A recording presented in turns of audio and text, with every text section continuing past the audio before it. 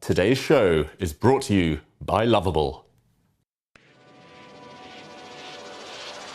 Here we go.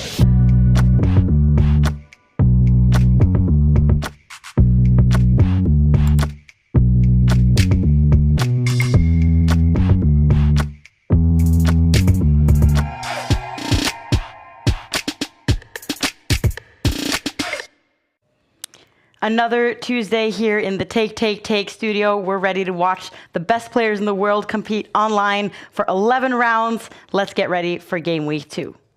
Looks like Farouche is almost getting it done on the board. Should still be a draw. He's losing now suddenly.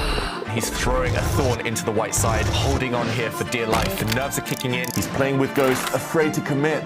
Did he lose on time? The clock is his worst enemy right now. Oh, look at this. He's trapped his own king in the corner. The black rook is hit as well. Whoa, is this a blunder? Checkmate is coming.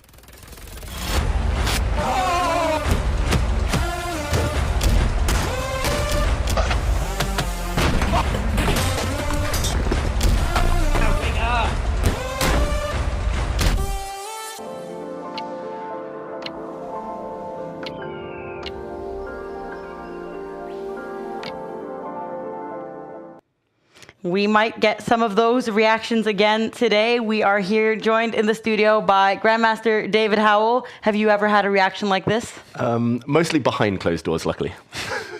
And Jon Christian, you're also here with us today. And you've been playing some chess this weekend. You've been playing in the Elite Norwegian Team League. Yes. And how did that go? Well, it went fairly well. I made 1.5 points out of 3 games, and I played 2 Grandmasters and an FM. So all in all, very well. My games, though, bit sketchy perhaps, but result-wise, very, very good. He was 1 game away from an international master norm. Just 1 game. No. Would that be your first? Yeah, but that being said, it would be an 8-round norm. Yeah. And also in the last game, I had to beat this really strong Grandmaster of 2550, and I just got completely smashed. So I wasn't really very positive that it was gonna happen, let's say. Well, it was a possibility. And David, you've also played a lot of team chess throughout your career. Yes. And you were playing it was in Germany, right? The other weekend. And a lot of top players, they go and play for different clubs all across Europe, really. I know that there was also team chess in Iceland and in Sweden this weekend. Mm-hmm. What is it like to travel around and playing for different teams? Yeah, it's fun. I kind of miss it. And I think it suits chess professionals of all levels. Like when you're younger, you get to travel away for a weekend. It's exciting. You get to play, you get to test yourself against super strong opposition, feel part of something bigger as part of a team. It's also decent income. A lot of chess players, they make a living purely off playing these weekends, appearance fees and things. When you're a bit older, it's just nice to be a bit of a tourist, nice to hang out with friends, see people. Team chess, it's very different. It's different pressures, but it's equally fun. And my team here from Oslo won the Elite League, so just have to brag to them about that. My personal team actually was relegated down a division, so that was not that great. But anyway, and I know Magnus has also been playing on the team that you played on, Jon Christian, but he didn't have time this weekend. No, he didn't. He actually considered to come and play a game, but he couldn't manage. But he played the first game of the Norwegian team league, and he won it in style, I would say. So he enjoys playing us deadly amateurs as well, sometimes at least. And it's a bit weird with this club formats to some degree, because in chess you have a lot of different clubs in different countries, but there's like no restriction on how many clubs you can actually be a member of. So if you're a member of one club in Norway, let's say, you can be a member of another club in Germany or in Iceland or in Sweden. So there's a lot of these, I like to call them like chess nomads, that like they're chess professionals, but as David mentioned, they play for a lot of different teams in different countries to get some income. Absolutely. And I guess Magnus, he's not as dependent on this kind of income, so he mostly plays these league games for fun. But Magnus, he was also not playing Title Tuesday last week, which was a really good opportunity for some of the other top guys to win a Title Tuesday. It's always easier when Magnus isn't playing. That's right. It's always very encouraging. I think that's why we saw Hikaru, for example, maybe go on such a hot streak at the beginning of last week's event, buoyed by the fact that Magnus was absent. But I hear rumors he might be playing this week. He might be back in the mix. That will be fun to see, because Hikaru actually didn't manage to win. It was Sindarov who won last week's Title Tuesday, which does give us the following standings from the Champions Chess Tour leaderboard that we can take a look at. Because Magnus and Lazovic and Firouzja, they're already qualified, so they're not the most important to look at on this one. We need to see that Hikaru, he did get 2 points in split 3 so far. There's only been one game week. We're on game week 2 now. But we do see that Maxime, he clinched 5 points, Andreikin 7, but Sindarov, who did win and got 10 points, he actually is at the top of the split 3 standings, but not in the Champions Chess Tour standings, which is the most important. Because if we take a look at the road to the Esports World Cup, which is the goal of all these players who are playing every single week in Title Tuesday, it is possible to qualify through getting the most amount of points in the Champions Chess Tour leaderboard that we just showed you. It's also possible through the Speed Chess Championship, or I should say was possible, because we already have Firouzja and Lazovic who have qualified through that. And then in April, there will be the Chess.com Open, previously named the Chess.com Global Championship, which could give up to 3 spots. And then, of course, Magnus Carlsen, who is the reigning champion, is qualified already. But the interesting thing here also, David, is going to be the fact that there is an overlap between the Esports World Cup and the Grand Chess Tour. And a lot of the players that are participating here every single week, we saw Maxime, who got 5 points last week. He's also planning on playing in that. Exactly. Maxime was the head of a group of chess players who wrote an open letter, who were kind of complaining, saying to the organizers in St. Louis, the organizers of the Esports World Cup, saying, please move, please one of you change. And I don't think there's any official developments, but maybe some optimism from the players that they will be able to compete in both. We talked about chess players making a living by playing leagues. The top players make an incredible living from tournaments like this, and the Grand Chess Tour, of course. So it would be nice to see them all compete, all of the best players in the world being there at the Esports World Cup, but we will see. We'll see. We will see. But we can take a look at who has signed up so far. And look at the names at the top there. We see Magnus, we see Nepo, we see Maxime Vacher-Lagrave, who we were just discussing, Bortnik, who's been here in the studio and has several very good placements. So this looks like a pretty stacked field so far. I'm also trying to see if we can see Sindarov or Abdusatorov, two of the guys from Uzbekistan who have been doing really well in chess recently. Abdusatorov, he just won the Prague Masters in front of a really packed field, Jon Christian. But he has yet to win a title Tuesday after we've changed the format. Yeah, right. No, I was following the Prague tournament, and especially Jordan van Forest, who's a good friend of mine, I would say, or at least I know him quite well. And he was doing so well, but then he was leading it all, but he lost the last 2 games quite unfortunately, I would say. So that was a bit of a shame for him. But I mean, when some people lose, others win. That's the name of the game. And we'll see if Abdusatorov signs up, but we can also take a note that Faustino has signed up. He sadly didn't make the youngest Grandmaster ever, David. Yeah, it's a pity. It was so close. He was 1 game away, Faustino, just like you were 1 game away. But often winning in the last round, which he needed to do, it can be extremely tough, especially against experienced grandmasters. So Faustino Oro, he'll be a GM, I'm pretty sure, by the end of this year. Like, he's already pretty much at that level. It's just that final step. So what if he doesn't get a record? He'll be aiming higher someday. So nice to see him playing, jumping straight back into the action. And there we do get Abdusatorov signed up, so this could be an opportunity for him while he's in great shape. He won Tata Steel, he just won the Prague Masters. Can he also win a title Tuesday? But with Magnus in the field and a lot of the other big names, it's going to be tough. And another player that we know will be playing today is John Bartholomew, our streaming guest. Let's get to know him a little bit better. My name is John Bartholomew. I'm an international master from the United States. About 10 years ago, I co-founded the platform Chessable, which we ended up selling to Play Magnus. Now my new venture is this platform called Chessiverse. This is a platform with over 600 human-like bots. We hope that we can create the most human-like bots possible, but really we're just trying to create, I would say, like a third space for chess players, because you've got the major platforms, Chess.com, Chess. We're not trying to compete with them. We're trying to create a platform where people can play stress-free chess, not worrying about fair play, not worrying about an opponent who's waiting for your moves on the other end of the game. I think my first videos, 11 years ago.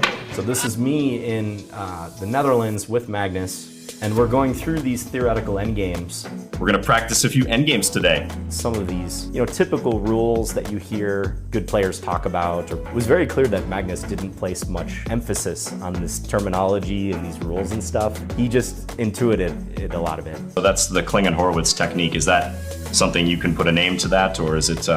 No, I couldn't put the name to it. I'm playing Title Tuesday today. I'm excited. Yes, it's my first time in the studio here in Oslo. It's amazing. I can't wait. So I think my highest ever score, I want to say, was 7.5. Maybe I got to 8 one time. So if I could get 7, I think that would be excellent. Okay, so he's saying that his goal is 7, and we do see that he's sitting here. He's ready with a couple of minutes to go. He is sitting in Magnus's office, right, David? That's right, the 2882 studio. Yes. In honor of Magnus's peak FIDE rating. Mm-hmm. And he is known for playing this Scandinavian opening, which we have shown on the board in front of us here in the studio, with the queen going to a5 in the third move, which I saw that was one of the courses that John has created. Do any of you want to take a guess of how many times John is going to have the opportunity to play the Scandinavian defense today with the black pieces against the king's pawn? 3. You think 3? 3? Yeah. I'll go 4. Anytime he's black and faces e4, he'll play it. So it's like, what are the odds that his opponents play e4 against him? Half of the games are black. Yeah, 5 and a half. Yeah. And then Three's a good, half of that bet. is like e4 maybe? Maybe? Okay, Team Scandi, I'll say 4, but 4 and we'll 3. see. Yeah, Okay, yeah. I've taken note of your guesses. And we can also take a look at how the other streamers we've had here in the Take studios, how they've been doing. He's saying that his goal is around 7, which he would be in very good company with Håvard Haug, Arian Tari, and Aman Hambleton all getting 7 points. What do you think of his chances, David? I think good. 7 is a very strong score, especially now with the new format and the fact that all the best players in the world are playing. But, I mean, actually, the last time I met John was in 2018 at the World Championship in London. There was a Blitz tournament one evening. I got to the semi-finals. I got knocked out by John Bartholomew. Oh. So I'm going to say he can do it. He can get 7 points. Wow. And what about you, Jon Christian? Who are you the most impressed with here on this list of everyone we've had who's visited us in the studio? Ooh, good question. Maybe Bara, 7.5. That's pretty strong. Very impressive. I mean, Bortnik also. Just the fact that he can stream while playing and still gets, I think he got second place with 9 points. That's really impressive. Then again, Bortnik, very seasoned streamer, very, very good Blitz player. Yeah, Oro as well, 7.5. That's very good. Same as Amar and Hansen. I think but all of these are very good scores. I was just impressed that Danny Wrench came out of retirement especially for us, and he got 50% in the tournament. So shout out to Danny for that effort. Absolutely. I think Ben Sia has been put on the wrong place on the table there, right? We apologize to Alex. We will move you up the scoreboards for next week. But anyways, let's get ready for the second game week of the Spring Split. We saw Serrano getting frustrated, getting a bit lost in the endgame maze here. And rather than taking that pawn, Hikaru went walkabout with his king. Oh, he does it now, and MVL's blundered. Oh, but he has less than 10 seconds, Nihal. Time though. This is it. I think he's got enough time. 8 seconds. He's going to get a queen. 8 seconds is more than enough with the queen. Yeah. And there we go. MVL doesn't even try. He resigns. Wow. The leader's been taken down.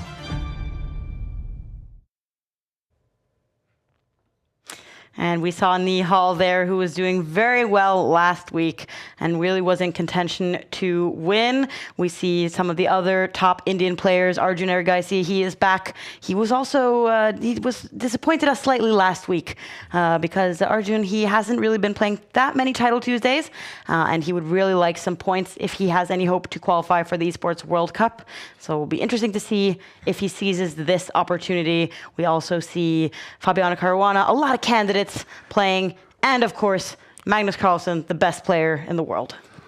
All right, we have Magnus and his hair on here already. What can you read from his mood and readiness based on this hairstyle? Okay, so he's playing a bit. He's playing F4, the bird, I think, which fits his hairstyle. I would say, like I don't know what this is called in English, but yeah, bird-like, definitely. He seems to be in a good mood though, smiling, and he seems to be streaming. Probably theory this, David? Yeah, it just looks like a reverse Dutch defense, or almost a reverse Nimzo Indian. Bishop out to pin the knight makes a lot of sense, and White's just going to jump in with the knight, going to double the black pawns. This looks like the best bird's opening you could pretty much hope for. Mm-hmm. The bird's opening not named after Magnus's hair, named after Sir Henry Bird. Oh, Sir Bird? Bird is the word, exactly. Yeah. The black queen comes out. Magnus is going to take double the pawns, and in the near future he's going to most likely fianchetto this bishop onto a really nice diagonal, first bringing out his knight. Looking good. Yeah, no moustache though. A bit sad to see that, but his opponent, yeah, rocking a... Is that a slight moustache, I see? Perhaps? Maybe slightly. Yeah. And yeah, Magnus, he hasn't had great weeks in recent times. Yeah. He struggled. He hasn't won Title Tuesday for a month now, I believe. And, by his standards, by those lofty standards, it's... yeah, he's been slacking. He'll want to put that to rights. Could be the longest time he's gone without winning a Title Tuesday. I'm sure he's very interested in doing so and establishing himself on the Spring Split leaderboard, which he wasn't on because he didn't play last week. So he currently looks to be having a good time back in the Title Tuesday tournament. Yeah, so the position is heating up a little bit. So, question now, what do you do with black? You have the option to, take the knight, but you can also put some more pressure. Now I think Magnus, he either can go with the D pawn or he can move the knight. So he opens up for the bishop to defend the knight. Makes a lot of sense. Now I would like to see G4, like the G pawn, just push it and try to create a kingside attack. I'm not sure if it's correct, but it looks really difficult to face. Yeah. And entertaining. Yes. Exactly. That's how you play chess, JK. Yeah. A little bit. Okay, out with the queen perhaps all the way. Yeah. Is that a move? This is a cool idea. If the queen comes out, this is a known idea from the Nimzo Indian defense. If the black pawn touches the queen, you can actually retreat the white knight and come round, give up your queen. There'll be a checkmate if the very cool cuts across this diagonal. That's very cool. But Magnus, he can go for an attack, or he can play it more positionally just by trading knights, maybe pushing this pawn forward and reminding black that there's a big weakness. The double pawns, especially the front one. Yeah, so the last times Magnus has played Title Tuesday, he hasn't done so well, right? And a lot of things that he has done has been these a bit sketchy attacks, like this Queen G4 move, maybe not the best. What's the idea, actually? Yeah. So you take the knight? He's threatening something. Yeah, he's threatening to jump out the way with his knight, and there's going to be a double attack on this G7 pawn, but he's giving something up here. Yeah, so take. He's going to take everything off the board, and then at the end he's going to win this pawn with his knight, but he's just traded off a strong pawn of his own for a weak pawn of black's. So still an advantage. White's got a good knight versus bad bishop, but I'm not sure I'm a fan. No, okay. I'm not such a big fan either. I don't know. It seems like he has made things a lot easier for black here. Okay, so queen one back. That's a pin. You need to defend the pawn somehow, rook or pawn. Yep. One of these two moves will appear. He's got a big time advantage, Magnus. Normally, that's a good sign for him. He does, but I feel like the position is so... interesting move. Wow. Is that a mouse slip? Yeah, I thought so at first, but maybe the idea is that he's defending the queen, so this is no longer a pin. And he's saying to Magnus, the pawn cannot take because the knight would be hanging. He's saying, okay, you can trade off queens, and Magnus does that, but white's pawns are quite weak in the center. And here we go, we're in an endgame. Interesting. Okay, so Magnus, the position materially is going to be even after he takes back the pawn. Question is, how is this knight versus this bishop? So if Magnus can stabilize this knight on the square it is at, I think maybe Magnus is okay. Maybe like playing the pawn to b4 and some pawn to a3 or something. Yeah. Oh, interesting. So he's playing on tricks. Fe5 as well. Trying to tempt him into making this move, which I don't think is very good. Okay, so Magnus saying that he didn't think that the trade of those rooks was the best, but keep trading off pieces could be harder to win the game then. Mm-hmm. Yeah, if it wasn't Magnus, I would say that White's advantage is tiny. Mm-hmm. But the fact that it's Magnus, the fact that we see the eval bar saying it's quite a bit better now for White, makes me think that, just this powerful knight alone on an outpost and Black's weak pawns add up to a bigger advantage. But let me be a bit pessimistic. I would say Magnus, this is not convincing. Like, Magnus in form he crushes these 2-6 players. I mean, 2-6 in Chess.com blitz rating, that is. Mm-hmm. But, I mean, he should win this very convincingly when he's in form. And this is not convincing at all. I mean, he's slightly better time. Should he win? Yes, most likely, but not every time, like far from every time. Yeah, it feels like he's been trying to minimize the risk, which isn't always the way to play in these types of formats. Knight b7? Yeah, the knight can fork the rook and the pawn. And Black would be forced to go on the defensive there. We'll see that play out. the black rook has to defend its pawn, surely. I hate it when I feel like I see something, and then when he does it, it's not a good move. It's a human move. Yeah, it's not the best move, maybe. Yeah. Commentator. He's playing a 15-year-old FIDE master from Uzbekistan, which we know is a very strong chess nation. So it's always a little bit uncomfortable to see the Uzbek flag when you're playing on Chess.com, and also to know that your opponent is a young, talented, up-and-coming player. But yeah, there are certain countries or certain flags you don't want to face these days. Uzbekistan is certainly one of them. Maybe Turkey another one. Like there's a lot of these youngsters who are really strong. Okay, now Magnus should be winning. Maybe I'm saying it too early. what is he saying? Magnus, he doesn't look very convinced. He's Yeah, I don't love that. forgot about this, I think. One was the idea. Oh, he wasn't very happy about this recent development. He can get a past pawn, but only one, I think. So go like a3 and b4. Okay, so he runs with the a pawn instead. Interesting. Now he needs to keep this pawn alive. One of them's dropping. He's going to defend the other one, and now it's a race. Like, bishop takes pawn, the knight will drop back and defend, and can the king get across in time? The bishop will not be able to help the defense against this pawn once it starts running. I would guess so, yeah. He starts with the king. Bozorov. Good move. Yeah, probably a very good move.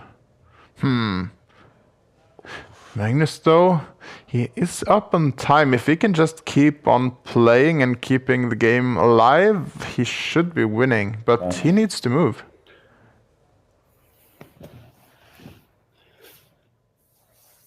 Oh, he's not quite panicking, Magnus, but he's definitely not confident about Yeah, look at his expression. This is like disbelief or something. Like, he's...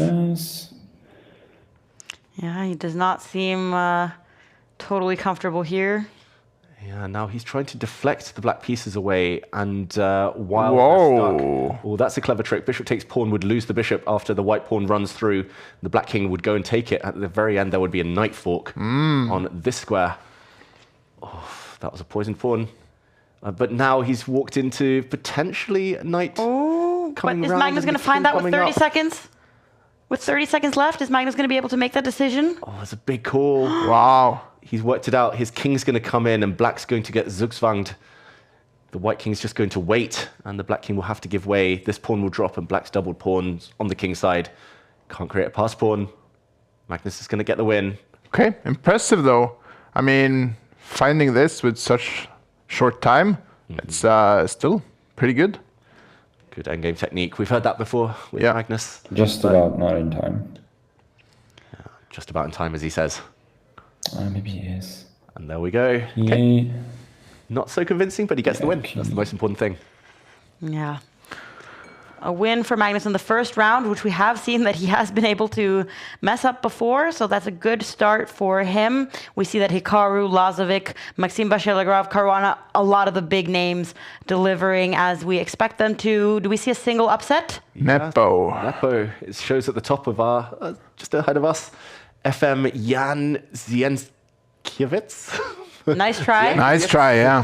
Has defeated Jan Nepomniachtchi. That's Wow. the only surprise on the first page there. Very disappointing for Nepo, but we see that the other big names, they have managed to win their first games. We see that Bluebaum is playing several of the candidates. Even though the candidates tournament is in less than a month, they are still prioritizing playing 11 rounds of Blitz online. I think that's so fun because they don't want to kind of give away what they've been preparing and studying for and what openings they're going to play. And then when you play lots of online Blitz games, that can be tricky. And let's see one of the candidates, Hikaru Nakamura, here playing against Rose Atwell from the United States, a very talented young FIDE master. So I'm sorry to say to Hikaru, I'm rooting for Rose here.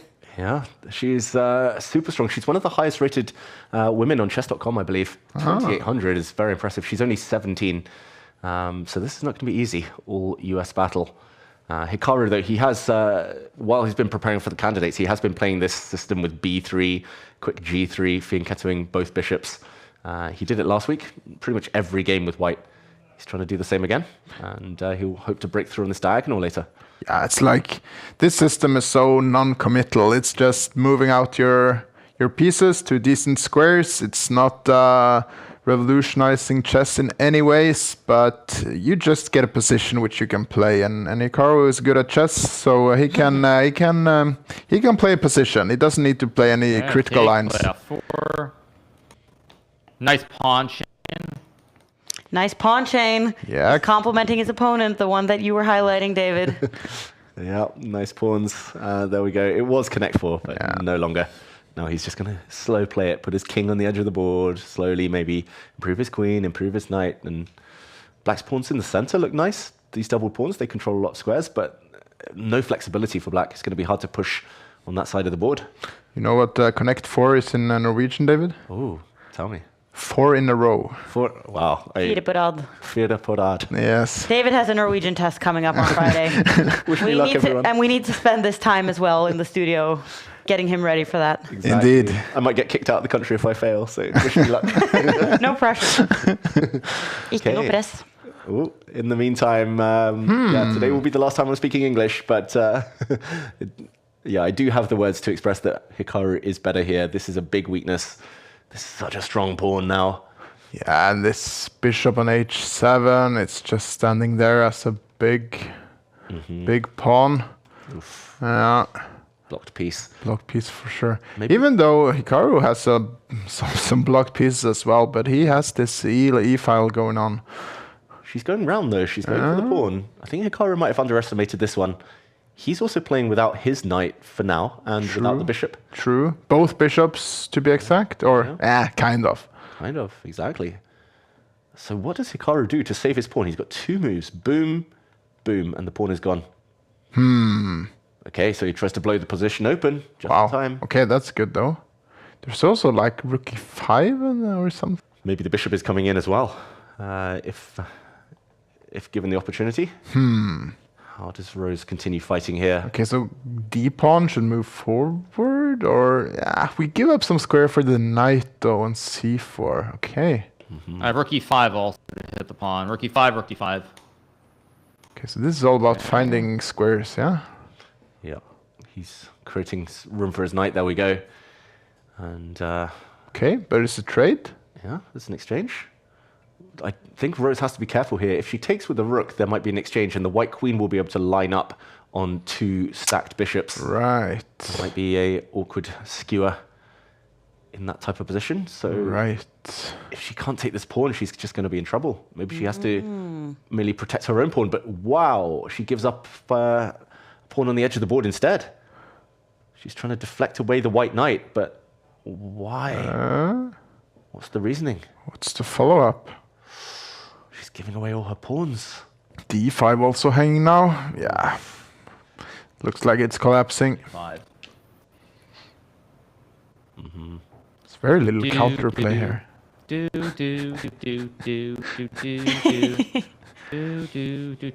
Anyone recognize this song? It's always as it is in the studio. It's like guess the song that the players are singing. We've had Hikaru sing Bad Romance. We've had Nihal sing, what song was that again? Portuguese. Danza Kuduro. Yeah, Danza Kuduro. Thank you, Jon Christian. Yeah. And this song, if any of our viewers can recognize this song, please write it to us in our chats on either YouTube or Twitch. I couldn't recognize it. Maybe it was just something he was making up. He seems comfortable, at least. Very comfortable. He's 3 pawns up. And while this 1 pawn alone paralyzes the whole black army, he's going to slowly walk forward. His queenside pawns, pass pawns, those will decide the game. I think black can resign by now. I think, Hikaru has very good technique in such a position. Exactly. So there we go. I was better here. b4 here was good.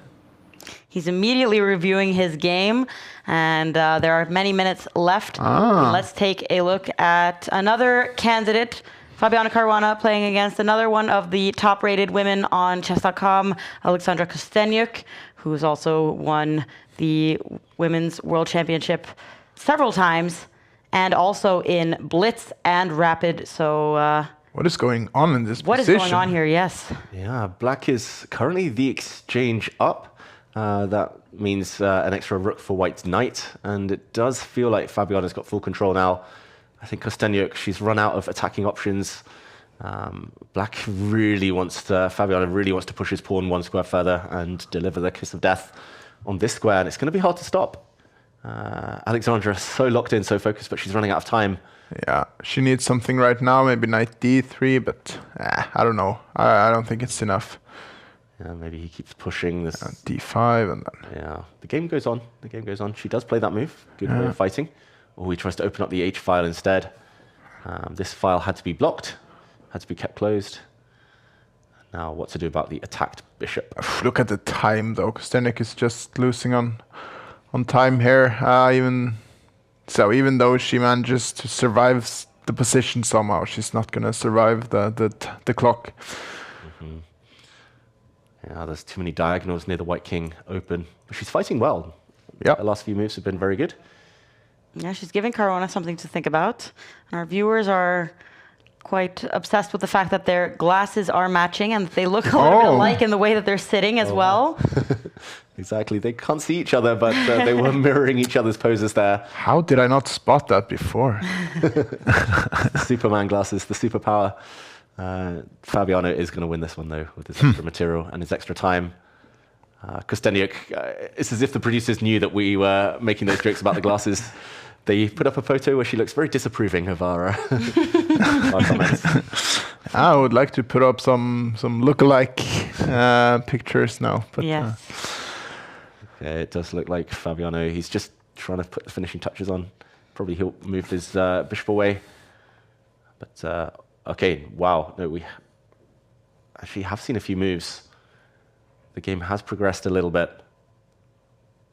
But it does look like Fabiano is going to get the win, and we'll be leaving the board any moment now. Yes, a win for Fabi, who then has increased to 2 points. We see it in the graphic at the very bottom. So he has won the game, and 2 points out of 2 possible so far. A good start for Fabiano, who's just getting really warmed up.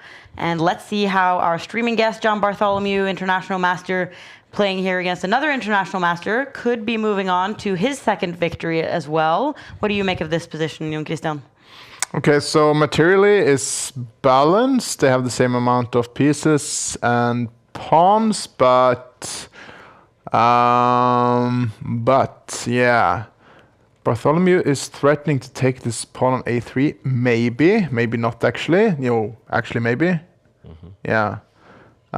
So white needs to be a bit careful. Okay. He gets a very nice knight into the center, attacking the pawn. And the time is going to be a problem. Yeah, for sure. The time is a big problem. White is losing for sure because of the time. Like, the position is maybe holdable. Black is probably, more or less, he's better, but not winning.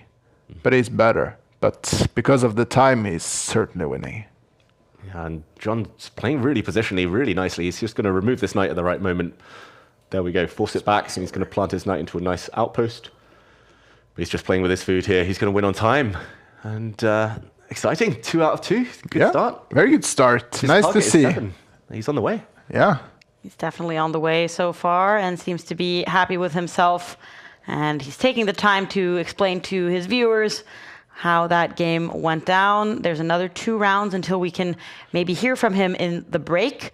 In the meantime, let's see if there's any games still ongoing. They're probably down to their final seconds. We see that Jan Gustafsson is playing against Abdusatorov, but looks like Abdusatorov has a big advantage on the evaluation bar for that game, and he does clinch the victory. And that means that most of the big names, the big favorites in this field, they are at a perfect score, 2 out of 2. Faustino as well. Despite not making Grandmaster this recent week, he is doing well in Title Tuesday, as he often has been doing. And Deak also was doing well last week, so he seems to be in shape as well. Yeah, the Romanian Brad Pitt, our viewers called him. Boyfriend Daniel Deak. You keep on trying to make that a thing, David? Yeah, I mean, it's our viewers, it's not me. He got the win eventually as one of the final games to finish in the second round.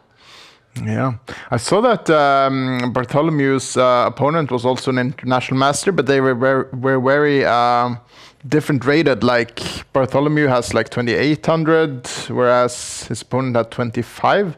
How big of a correlation do you think it is between Blitz rating and classical rating? Is it significant or not so significant? I think sometimes, normally it's a lot about age as well. Like often the older generation, maybe they play a bit less or they're not so familiar with the Blitz tricks, so their ratings are a bit lower. I think John's opponent in that game was one of the older I in the see. field. Yeah. But often, you know that your opponent's young and promising if they're rated 3,000 and they're only in FM, for example. In the meantime, it's a clash of the GMs as early as round 3. It is.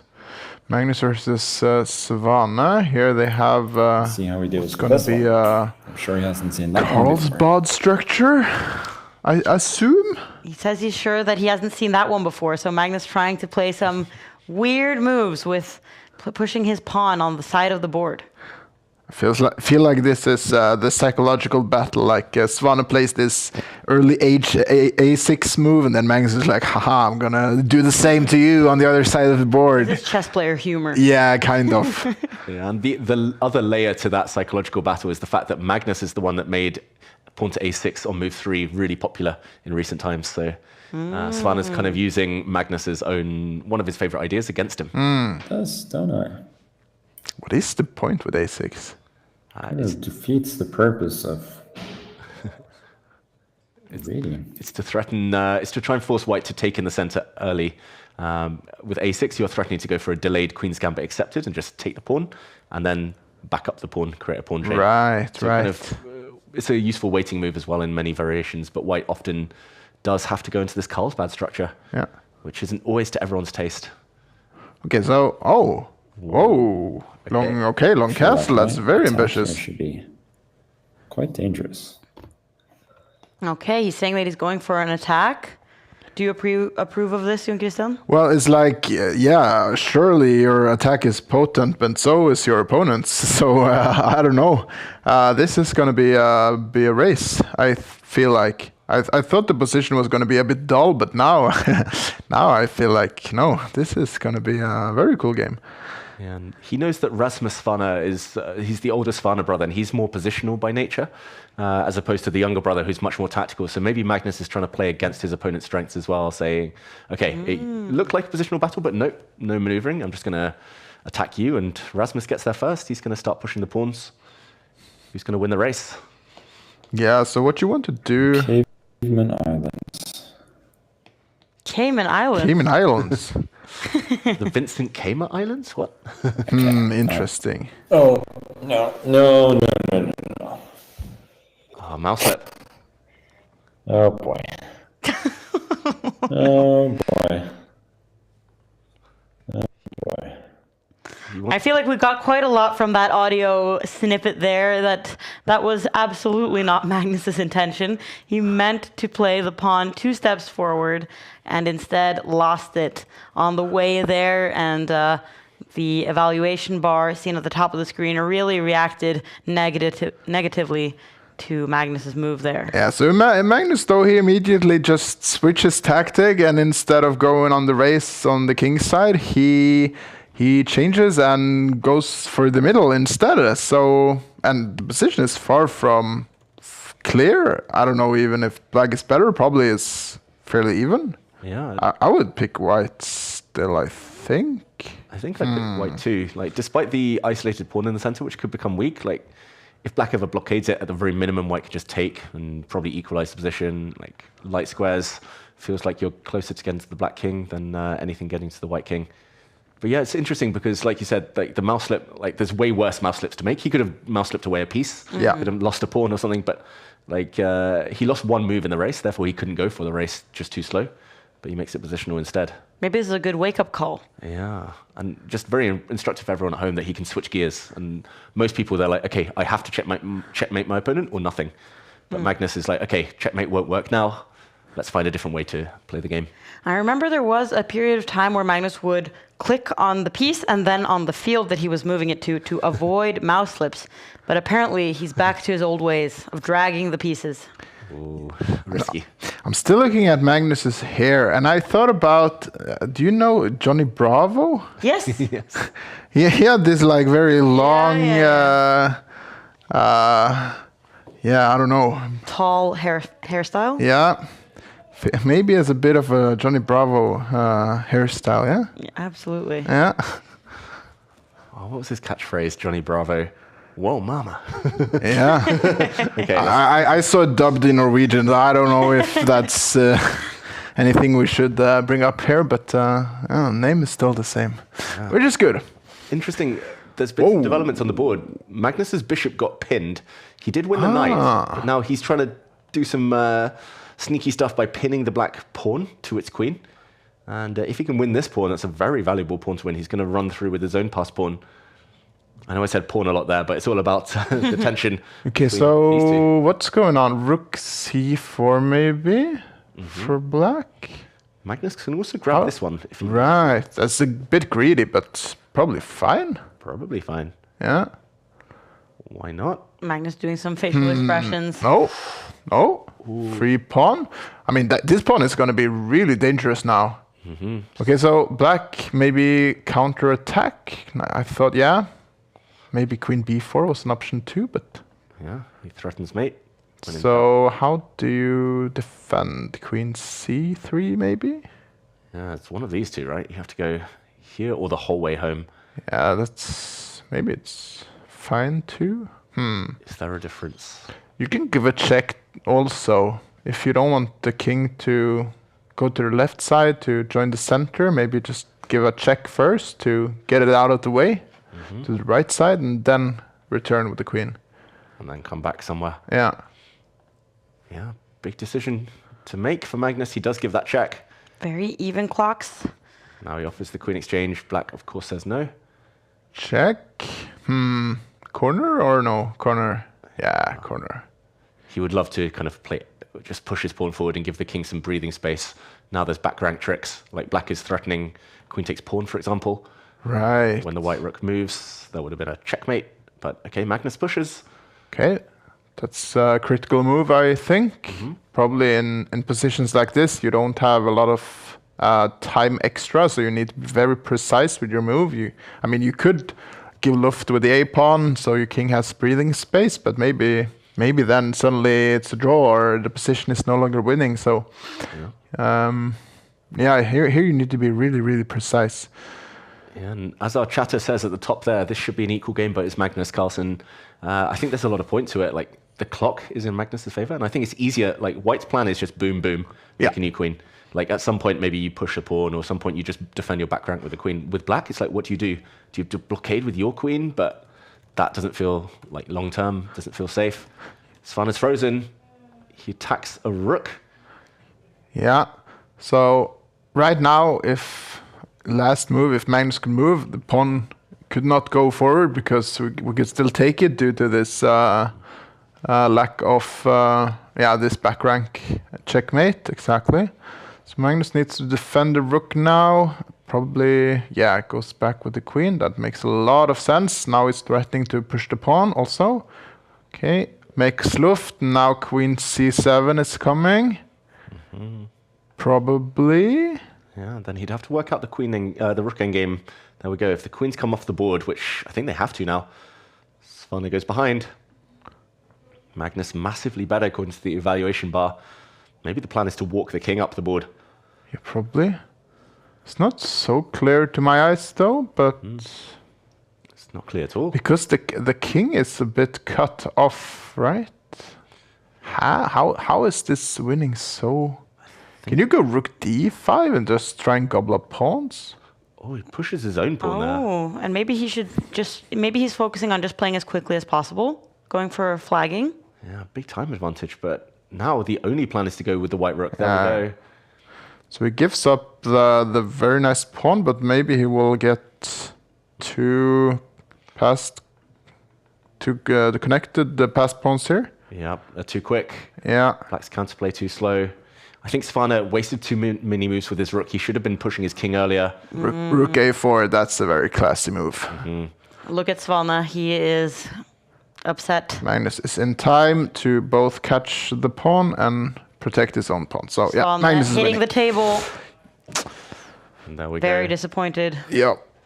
Svana was close, but not close enough. He was always one tempo behind. And there we go. Magnus gets the win, moves on. Okay, good stuff, good stuff. Time, am I not? And Magnus not celebrating enough, or not very much, but he does move to 3 points. And guess who else moved to 3 points, guys? It's our neighbor, John Bartholomew, who just beat Pranav in his third game. Very so that impressive. means he'll have 3 points going into the fourth round. Very impressive by John Bartholomew, who said his goal was 7 points. He's almost halfway there. Yeah, he only needs 4 from the remaining 8 rounds. We don't want to jinx it, but he's doing We don't well. want to jinx it. I did say he's really good at blitz. He's got like such a natural feel. He doesn't like try anything too flashy. Really good positional player, John, I believe. The most important question, though, how many Scandinavian openings has there been so far? Ooh, we have not been paying attention to that so far, but we'll be sure to ask him in the break. And you have the answer? One. But it was against Pranav. He beat the world junior champion with the Scandinavian. All right, impressive. Wow. And we can also see other shocking results that Abdusatorov, he has lost against an international master. Maxime Vacher-Lagrave lost his game. So a lot of the favorites dropping points, but not John Bartholomew, who we can actually see here on the bottom of the screen. He is nearing the top boards with these good results. Yeah, he's just down there. Bartholomew. There we go. The game's a big gun, though. He's literally at the bottom of the screen. And, well, we're going to follow him in this next round. Let's go. Okay. No Scandinavian because he has white. Alas. Oh. But it's a Queen's Gambit declined instead. Playing against another Uzbek young guy, which is always scary. But he is playing a fellow international master, but a very highly rated one at that. Mm-hmm. And here we go. It's one of the main lines of the Queen's Gambit declined. Very solid stuff.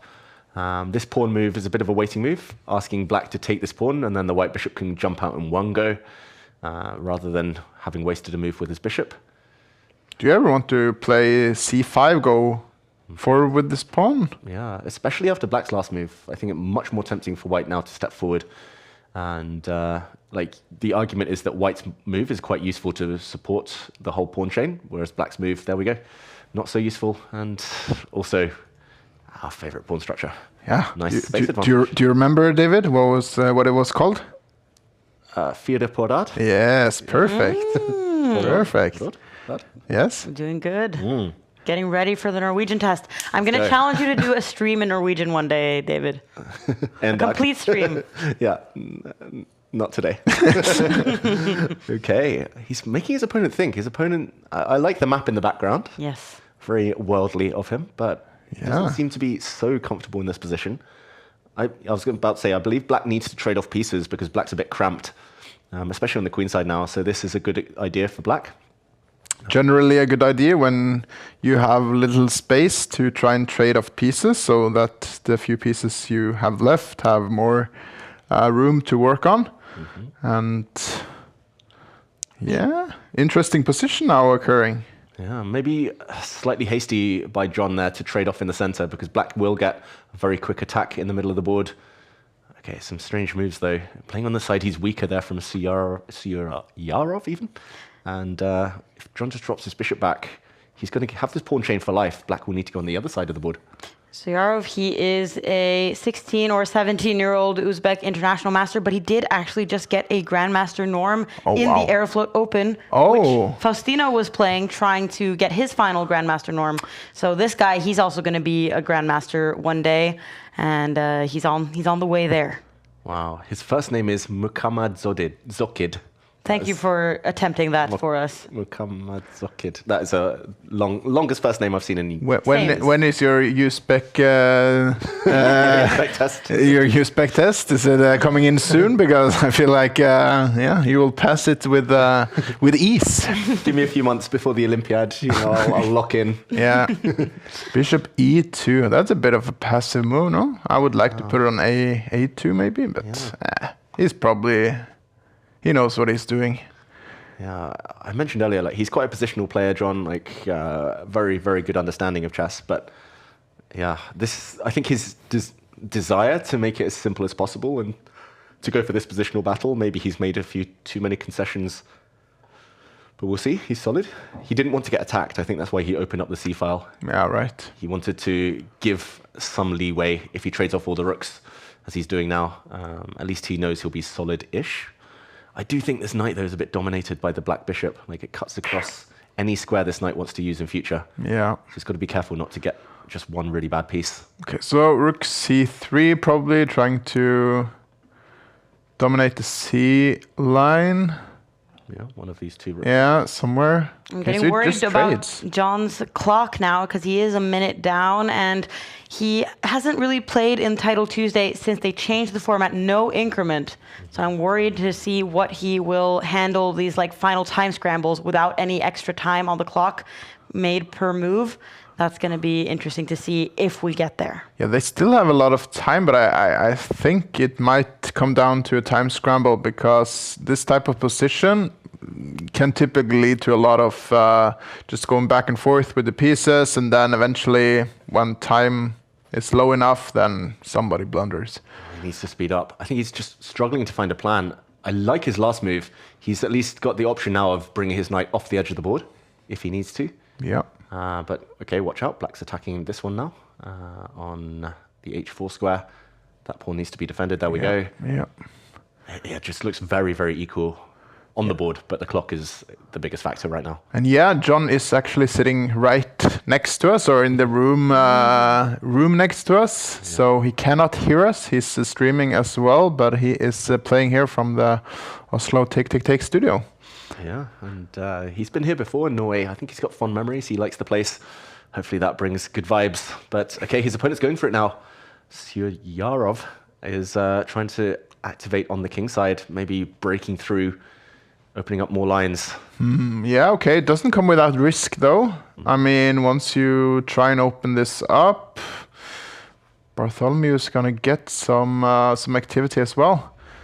So I like what he's doing. Get that knight off the edge of the board, though. Like, at some point, he just needs to bring it back in. That would have been the perfect square for the knight, where the queen is sitting. Can he go pawn hunting is one question. He is going pawn hunting. Bit greedy, but maybe fine. Yeah, and the question is whether black can go back. and he's offering a draw, maybe, but I don't think his opponent's going to accept. Yeah, considering the time situation here with a minute left on the clock, he plays on, avoids the queen trade, but is he making some risky moves right now? Is that a pawn? It is a pawn, but do we want to take it? His opponent's opened up possibilities for the knight to come in. It's a long way to go, though. That's a long way to go. I want to prevent that. John is still streaming and commenting on his moves, but with 1 minute left, that's going to be very hectic. See that he's locked in? Oh, now he's going to get the better position for sure. Yeah, he shouldn't lose this now. It's so blocked. It all depends on the clock, though. I mean, look at this. He has 1 minute or less than 1 minute, so he needs to be quick. It's time to make those pre-moves. Just move the bishop back and forth, back and forth. If he wants to take that bishop, he can, but I don't know. I don't think he should. Knights are easier to use in these types of positions. Just be quick. His opponent's going to try and trade off, though. Black has basically no... This is okay, he can... Draw, probably. Right. Almost certainly. He's saying it's a draw. 47 seconds, though, John. We're going to find out what really happens. Okay, now just wait. Wait with the king. Oh, I'm so nervous. Yeah, me too. Oh, God. He deserves a draw here. He does not deserve to lose, but time is everything in Blitz Chess and Title Tuesday especially. Let's see if Syarov is sneaky now, if he starts doing something else. You can play e5. I think that's one break. I just got to play fast, John is saying. There we go. New question. He's freeing up his own knight. No, I can maybe force a draw. Maybe. Oh, can he force the draw? Pawn takes pawn. He would win a pawn. His opponent plays on. His opponent's taking a massive risk. Now White's winning. White's going to go round. Sure that was wise, but they're going to try it.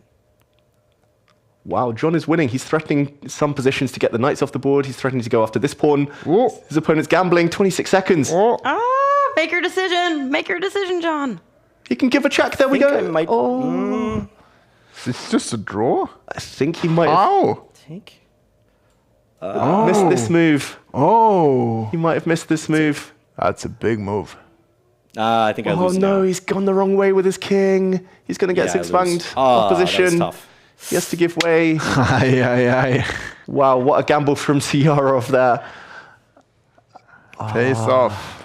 It was about the clock. So Yeah. close, so close. But no cigar. But John does seem to handle this loss with a smile. Let's see how Hikaru Nakamura is doing in a way worse position according to the evaluation against Bharat here. Oh, the pawn count is not in Hikaru's favor. It's 5 versus 4. No, wait, it's 5 versus 4. Very difficult Struggling to to count there. So many double pawns for white, but yeah, unfortunately the white king is going to be paralyzed forever, and the G pawn is going to start running. There we go. It's a draw. If I trade first, it's a draw. I cannot believe myself. I have. Well, Hikaru disappointed there, giving his first loss. And we can also see that Magnus, he beat Aravind. Lazovic also with 4 points after winning against Moroni. A lot of the favorites doing well, but we see Faustino also reaches 4 points, but Hikaru gave away a point. And sadly, also John Bartholomew losing his first game. And yeah. It's a little bit tough to bring that one into the break, David. Yeah, we jinxed him. Like he was winning every game that we didn't follow, and Yeah, this is the classic thing we do here. But it's tough. I think as a streamer, like I've tried it myself, multitasking. It's so difficult, and just that 1.5 minute gap that he fell behind quite early on. It was an interesting game though, and also he got chances even to win because his opponent was willing to risk it all in order to win the game. But it paid off. This is like this type of tournament with this type of time format where you don't get any extra seconds for each move. You need to be quick, so you can afford to take a lot of risk in order to play on your opponent's clock. And well, as we saw in Bartholomew's game, his opponent, it paid off. Yeah, really clever maneuvering from his opponent, waiting, and then only testing him when he was down under 20 seconds. Good skills, pays off, especially in this blitz format. And yeah, more surprises this round. It definitely felt like Hikaru falling. Not a good sign, but it's break time for the players. Absolutely. And the players, they now, after 4 rounds, they have a short break, and we will be back in just a second.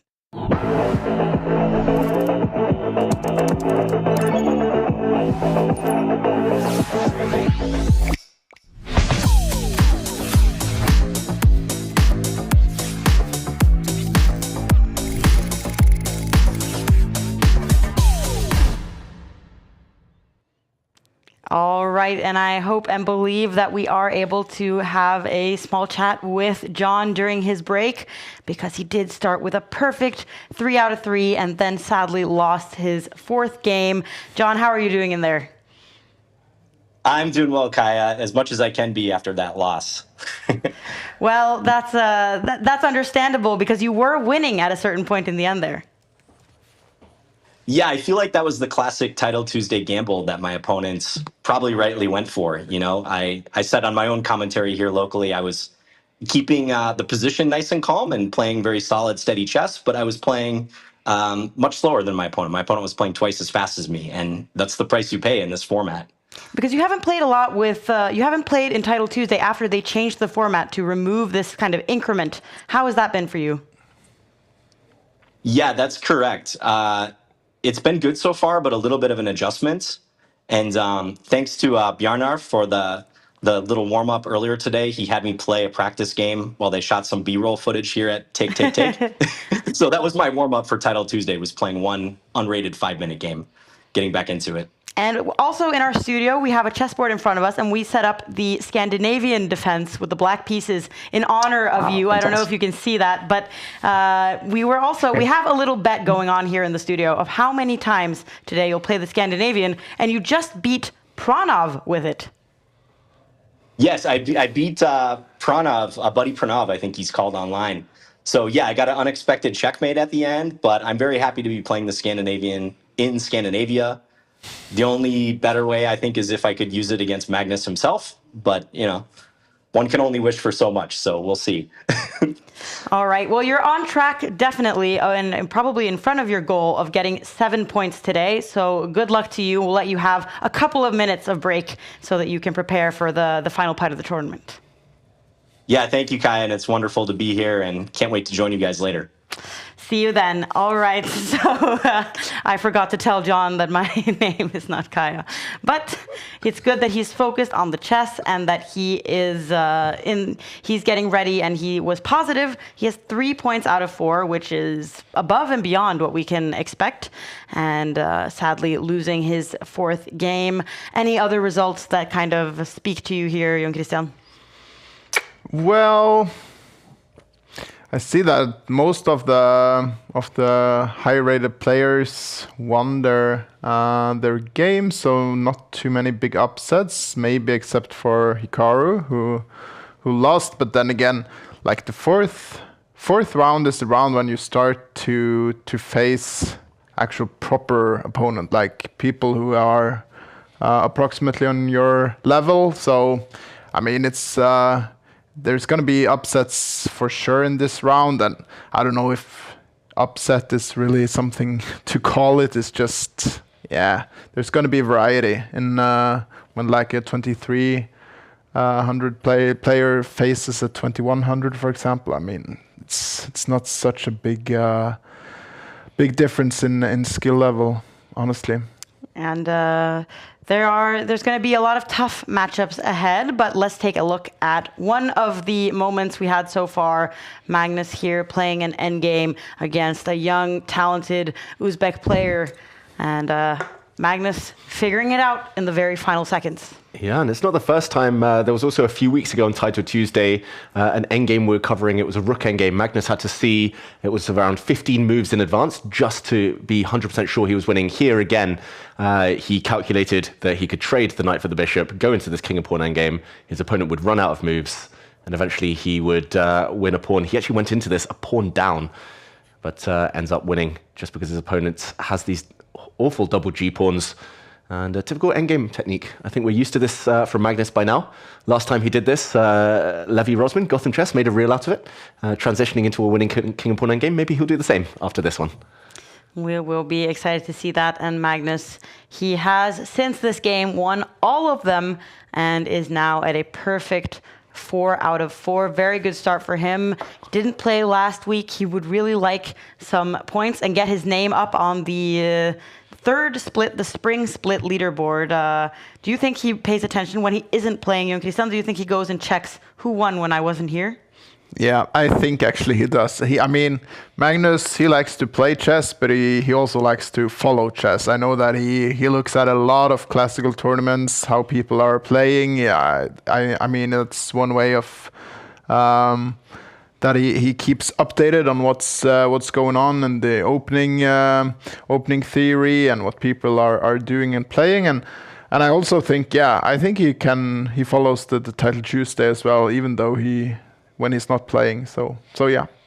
And he is now going to be playing against this very talented Suyarov, the international master from Uzbekistan, who just got a Grandmaster norm in the Aeroflot Open. He won against Daniil Dubov and against Alexander Grishuk in classical chess, which is quite the feat. I believe that was one of the first games Dubov has lost in classical chess in like years. Yeah, Dubov, I know he'd been undefeated for, 70, 80 games, classical chess, which is not... Oh, wow. No mean feat. And I mean, most impressively, Suyarov, he beat John Bartholomew. So, Yes. So Magnus is out for revenge on behalf of the Scandinavian fans out there. And he plays the London system. And, okay, interesting start to this game. What to do next? And Magnus has like a little smile on his face. What do you think he's planning now when he's spending so much time making these first moves? Yeah, I mean, the infamous London system, you either hate it or you love it, I suppose. Been really, really popular the last, let's say 5 years, maybe even. It's a very... it's a simple system to learn, so you can just make the same moves more or less every game, and you will get a good position. But then the question is, how good is it at the top level? And Magnus has been actually playing it quite a bit, also in classical chess. And he knows what he's doing. But is he getting anything here, David? Yeah, I think Magnus might have mixed up his move order. He's smiling. He's enjoying this. Sounds coming from my son in the background. Okay. The baby's calling. The baby's crying. Will Magnus react? Can we hear it? Can we hear it? He's eating porridge right now. Wow, okay. Baby MC is eating porridge. I was going to say Magnus has kind of mixed up his move order because he had to part with his light squared bishop early, and I don't think he's gained too much in return. Black can trade queens. Black can maybe just keep the queens on. And yeah, at some point Black will trade off, so the doubled pawns is not really such a big issue here. I have to hear more of what Magnus is. He's not talking about the game most of the time right now. He's playing like a total idiot. Did he just say he's playing like a total idiot? Sounded that way. But baby Magnus disapproving of the opening choice, perhaps. Exactly. Yeah. His son's probably just sat there being like, how can you misplay the London system like this and be worse after 9 moves? Come on, Dad. Do better. It's making the baby cry. Exactly. We can also take a note of this background that we were talking about that Suyarov has with all of these white knights placed all across the board. Maybe that's places he's played tournaments or something. That would be a very cool map to have. That's a good point. Trying to figure out exactly which countries those are. Peru, I think, on the left. That's my guess. Nice. Or maybe... Okay. Shout out with your best guests, viewers. We need help. Our geography is probably Egypt, I think, in the African continent. Okay, that sounds like a good guess. In the meantime, queens are off the board. Magnus is doing Magnus things. He's going to try and cement a bishop in the opponent's camp there. That has been prevented. Okay, so what Magnus has is a massive time advantage. He has 1.5 minutes more on the clock, and that's... I cannot state it too often or enough that time in this format is such a big factor.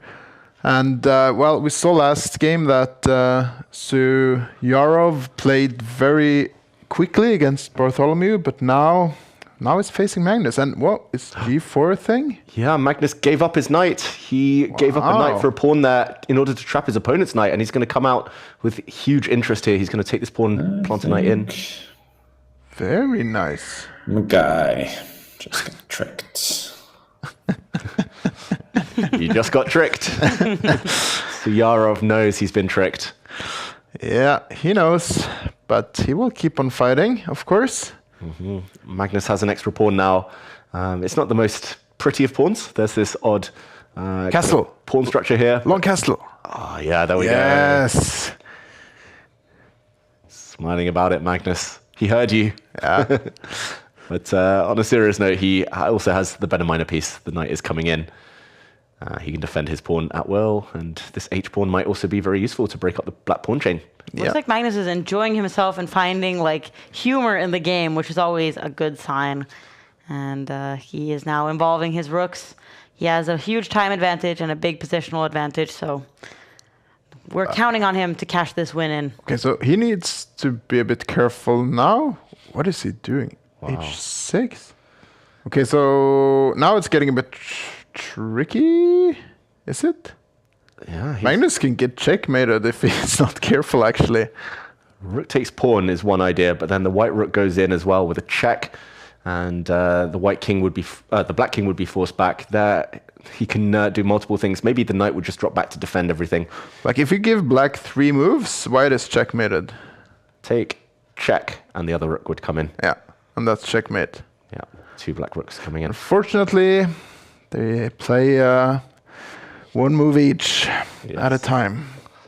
Now Magnus, his threats have been stopped, so he might need to take a timeout and go defensive before the counterplay becomes too strong. Can he take on c6? Is that complete madness? Probably, yeah. Apparently it was also good, but this was the best. Threatening a nasty knight fork, so the black king gets out of the way. Now Magnus continues throwing those pawns forward.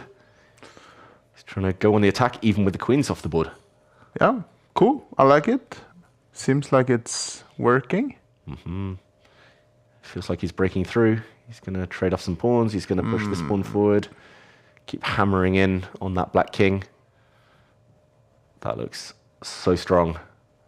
Yeah, it does. Yeah, bro. Why is he thinking so much, though? This should be fairly easy, right? Should be. Maybe he's trying to weigh up the differences between pawn takes pawn or immediately pushing this one forward. Maybe he's just listening to the baby cry. Yeah, it could be. Bro is so happy. Feel good, play good. Let's see if we can hear what Magnus is listening to. Okay, I have some ideas. Okay. I have some ideas. And he is attacking the king even more. Now he has 2 pawns and a rook, all of them working towards the pawn in front of the king. And the worst part is the black king cannot even go and take this pawn due to a knight fork with a check. So black is stuck. And, ooh. That's not the move you want to make. Magnus is going to finish this one in style. Pawn check. Either king takes pawn would walk into the forks. Here, boom, back, rook g4, checkmate. Magnus found the mate. It's going to be mate on the board. There we go. Magnus wins in style. Every day is seen. Magnus really enjoying himself during this game and wins convincingly. Let's hear Faustino and see how he's doing here against Bharat. And Faustino with a perfect score so far with the white pieces, lower on time, but he does have an attack against the king, it seems like. Rook f4 is threatened. Ooh, rook takes pawn. There were some pins along the central file, no longer available. This is tricky because white's pieces look so good, but having a knight in these positions means you can defend so nicely. This could easily turn against the white king. The white queen doesn't have too many squares either. Faustino down on time significantly, and he's spending way too much time. I mean, it's a tricky position, so he's trying to find something, but time is ticking. He sees it. He's getting stressed. Ooh, there was a big threat there against the white queen indirectly with a knight check. So the pawn now defends the queen. But the queen is forced back. Shake of the head from Faustino. He's getting his queen out of the way. I quite like what he's doing, but the evaluation bar doesn't approve at all. The knight is coming in. Yeah. Feels like these positions, when you are down on time, what matters is if you have a position that is easy to play. And he had to take that knight. He had to take that knight while it's still available, but that was difficult. Yeah. He had to take it and then just walk out with his king. Shaking his head again. Ooh, it's chaos now. Black just needs to make moves and 10 he will win. 10 seconds for Faustino. He's got no time and he just resigns. Oh, no. It was an equal position, but he had to, in the final position, give up material, give up his rook for a knight, and the game would have continued, but just the clock. Yeah. All about the clock. Well. And Faustino only has 3 points, but it looks like he's kind of realizing that he did have some chances there towards the end. He's analyzing the game, and surely slightly disappointment for him. What about Arjun Erigaisi, who has perfect 4 out of 4 so far, who would really like to win his first title Tuesday since they changed the format? This is a crazy position. Evaluation bar says level. That's because there must be perpetual check, but he's playing with fire here, Arjun, walking his king out into the open. If white gets another check, it might be another mate. No, he's walked into the wrong square. But time, though. Time, 5 seconds for black. It's repeating the position. Black is winning here, apparently, but not easy at all, and it's going to be a draw by repetition.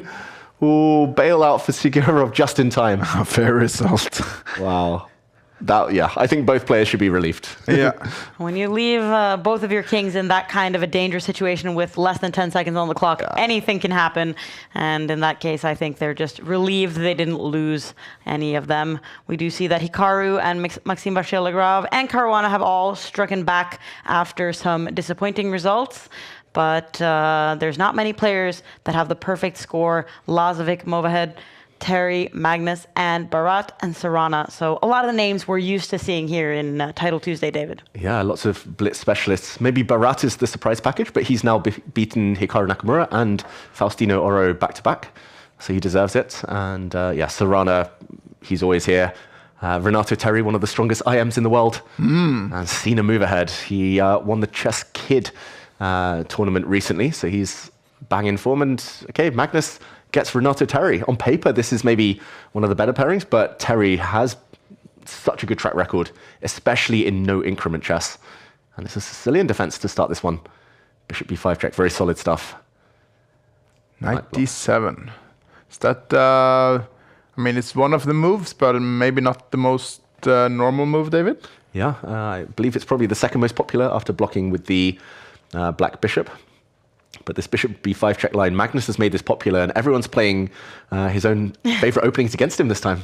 Yeah, that's one of the... It's a psychological trick. Exactly. Could be, yeah. It's one of the downsides to being a trendsetter. Exactly. Everyone follows you, everyone knows what you do, everyone's watching all the time. And this position, white has very quick development, very active pieces, but black has the bishop pair long term. So if Magnus can survive, then he might have good chances. Although this is high risk stuff. It feels like white should be doing so well because he has a massive development advantage.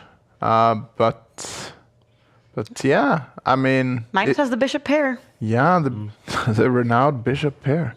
Yeah, the board isn't fully open yet, so Terry needs to strike before the bishops come to life later in the game. And yeah, I'm just looking for the typical Sicilian, like knight sacrifices and knight jumping in. Maybe the other knight jumping in, just blowing open the center. Probably this knight will move, and he'll start throwing this pawn down the board. Yeah, so he's way up in development, but he needs to find some way to break through like this. Gary did against Ivanchuk when he got crushed. Magnus referencing some known games, so he isn't like completely out of depth. But which color is he in that duel then? Who got crushed by who? Oh, we'll have to figure that out. I'm assuming Kasparov was on the black side. Was it Kasparov Ivanchuk he was saying? Yeah, I think so. Ivanchuk would be more likely to take on this position with white. But who knows? I'm not as cultured as Magnus with my history knowledge. Compared to most, I'm fine. But Magnus is unique. He's an enigma in that regard. And okay, he's forced the knight back. The knight couldn't jump forward and sacrifice itself yet. I do like Renato Terry's terrible logo behind him. Yes. Copyright. Terrible. Yes. But he needs to bring his rooks to the center and at some point start pushing his pawns. But not yet. The trick is pawn to f5 is desirable, but Magnus would block, and there's a pin. These positions are so mysterious to me. Like, I don't understand what's going on. I feel like white should just be winning, but far from it. Because you need to break through in the middle, and black has just a massive amount of pawns and bishops there standing guarding the king, and yeah, I don't know. Why can't you just play like e5 or something and just crash through and win the game? But apparently it's not that easy. Yeah, maybe a threat now, just since the rook is hanging. So I'm expecting Magnus to move that rook. Yeah. There we go. Yeah, it's just about plans and like timing it right. Renato Terry's going for this pawn. That's also a very well-known plan in this type of structure, but it can be defended across the board by one of the black pieces. Feels like Magnus is just chilling. He's not doing anything too special. In a long, drawn-out contest, that may be a very important factor. Magnus goes back. He just stops the white queen from entering. And yeah, like bishop f8. That's what would Simon Williams call that? Professional move or classy? Yeah. That is a super grandmaster move. Yeah, not fruity, no? Not fruity yet. No. He might just park his bishop on this square and say, you shall not pass. First he moves his queen. Yeah, Magnus's plan is quite easy as well. He's going to push these pawns forward in some order. So white needs to strike here and now. But 1 minute time difference, we talked about that before. Yeah. Could be vital come the endgame. Difficult to find active moves here for white. Like, I want to play f5, I want to play e5, but you need to be so certain about when you make such a move. I mean, yeah, if I had this in classical, I would be I would sit down and think for, I don't know, 20 minutes more and just be looking at the position, what's going on here. And these guys are playing, fast blitz chess. Exactly, and very strong moves. Renato Terry is going for this pawn, although if the queen moves, the black rook will be able to take the white H passer there. So full blockade for Magnus. Now he has to decide on his own plan.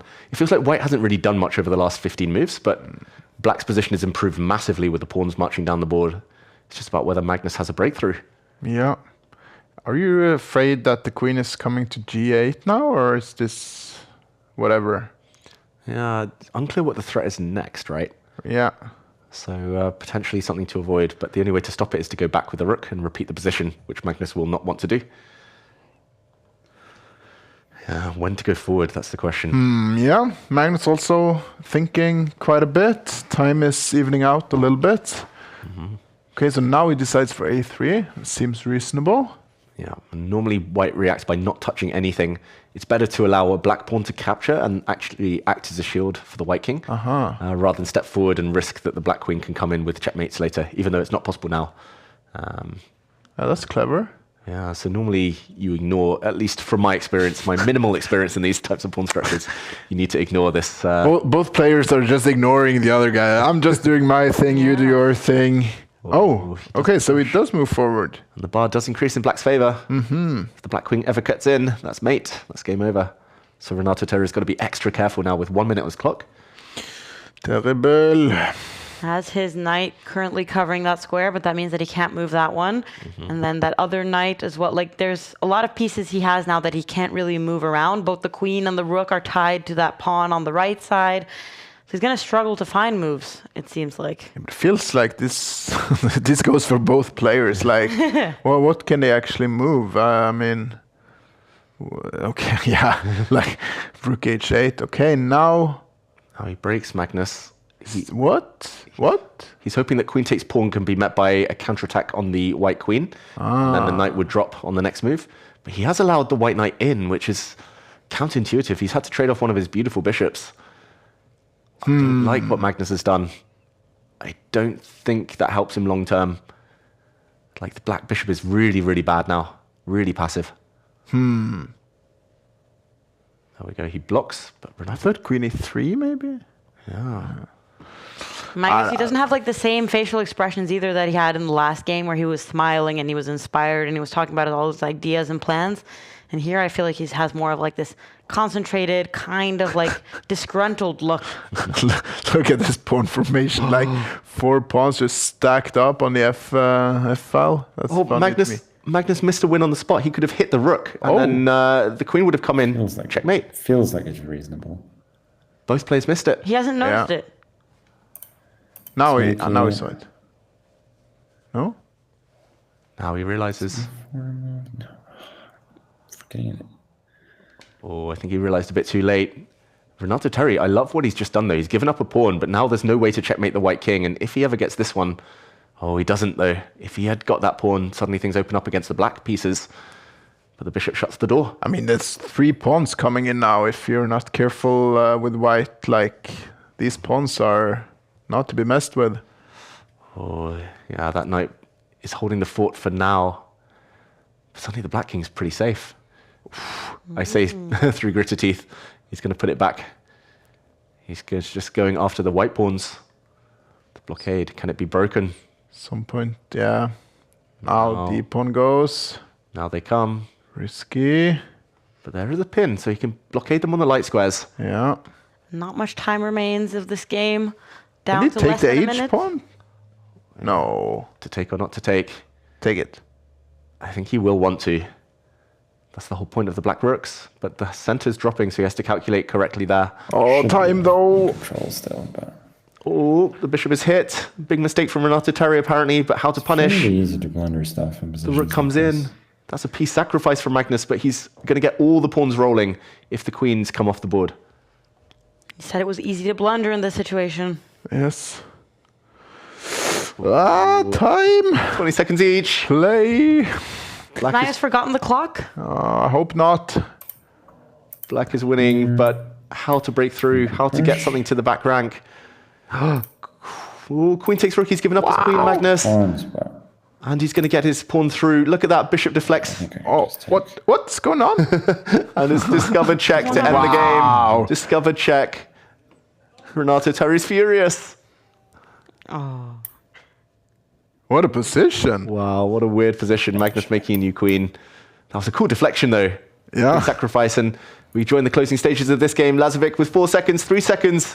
He's got a winning position, but can he do it? 3 seconds against 4. Sarana's running out of time. He gives up his rook, but that was desperation, and now it's going to be checkmate. Surely 1 second. Is it enough? Queen. And... Sarana runs out of time. Ай-яй-яй. So close. Просто объясните, как? Oh no. Lazovic clinching his 6th point in a row. He joins Sina Movahed and Magnus Carlsen for the top place, and they just have to play immediately the next round, because when you finish with like seconds left on the clock, you're just immediately paired with your next opponent, so there's no time for Sarana to kind of recover from that. And they're going into the 7th round, and it's Magnus against one of our favorite names in this tournament, Sina Movahed. What a great name to be a chess player and have that name. What a rating, and what an age. And yeah, let's see. Another Sicilian with Magnus with the black pieces. Yeah, Magnus gets black again, 2nd game in a row. That's quite rare, like especially for one of the top seeds. Oh, sacrifice though. A typical Sicilian sacrifice. We mentioned it earlier. I don't think it should be captured, because white gets an immediate attack, a check on the black king, and will win back the piece very quickly. Is this known sacrifice, David? I think so. I've seen it before. So therefore Magnus must have seen it before, and he just waits. I think the idea is that the white knight just eventually gets out of the way of the pawn. There we go. And the game continues as if nothing happened. Yeah. But it was a bit flashy. Very, very flashy. Flashy. That's a good move. A way of describing the move. Yes, agreed. Flashy. Lots of spark. Substance is yet to be decided. Yeah. But yeah, it looked like around 15 of the top 20 boards ended in black wins in the previous round. Oh, wow. So everyone was just winning with black. That's why Magnus gets the double black. Magnus spending a lot of time here, though. I don't like it. Is he planning something fruity? For example, G5? Thought crossed my mind as well. Like, yeah. He settles for the more restrained G6. Yeah, fair. Just fianchettoing the bishop. But now the whole idea was white's knight got out the way. So now there's a pawn center being built. Yeah, white's position probably very stable, very sound. Can he play D5 also? Is that good? Yeah, he said A. Maybe it's time to say B. Keep pushing. Said 4, maybe you want to say 5. Exactly. Yeah. He says 1, rookie 1. And yeah, he's building. He's keeping his options open. For Magnus, though, like whichever pawn he pushes, white probably just gains space. The idea is to jump in. Magnus is taking risks, though. Like after knight takes knight, that black pawn is either very strong or it's very weak. So what is good is that he's threatening the knight immediately, which cannot threaten the pawn back. So white needs to do a bit of maneuvering. Oh, gives up the bishop. Yeah, very surprising. Against Magnus and Hikaru and these more experienced players, you need to unblock the positions and go really direct against them. I think letting Magnus take the bishop pair, slowly maneuver, maybe break out like King's Indian style, probably not so wise from move ahead. How old is he, by the way? I believe he is... young. He's how young is he, I meant? 15. Yes. 15 years young. That's what I was going to guess. And Magnus has played against him quite a bit in Title Tuesday, and they've played some matches online as warm-ups for the Title Tuesdays as well.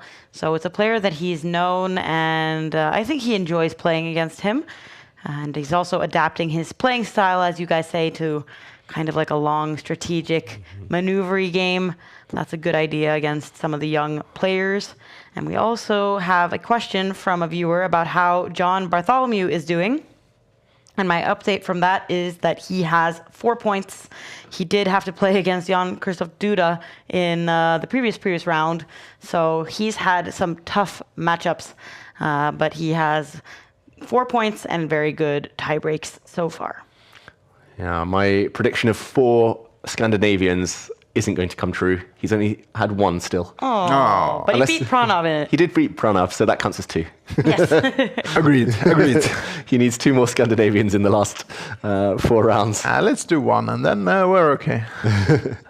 Okay. Okay, knight g5. So this knight on the on the right side, it's gonna go into the position. Yeah, interesting.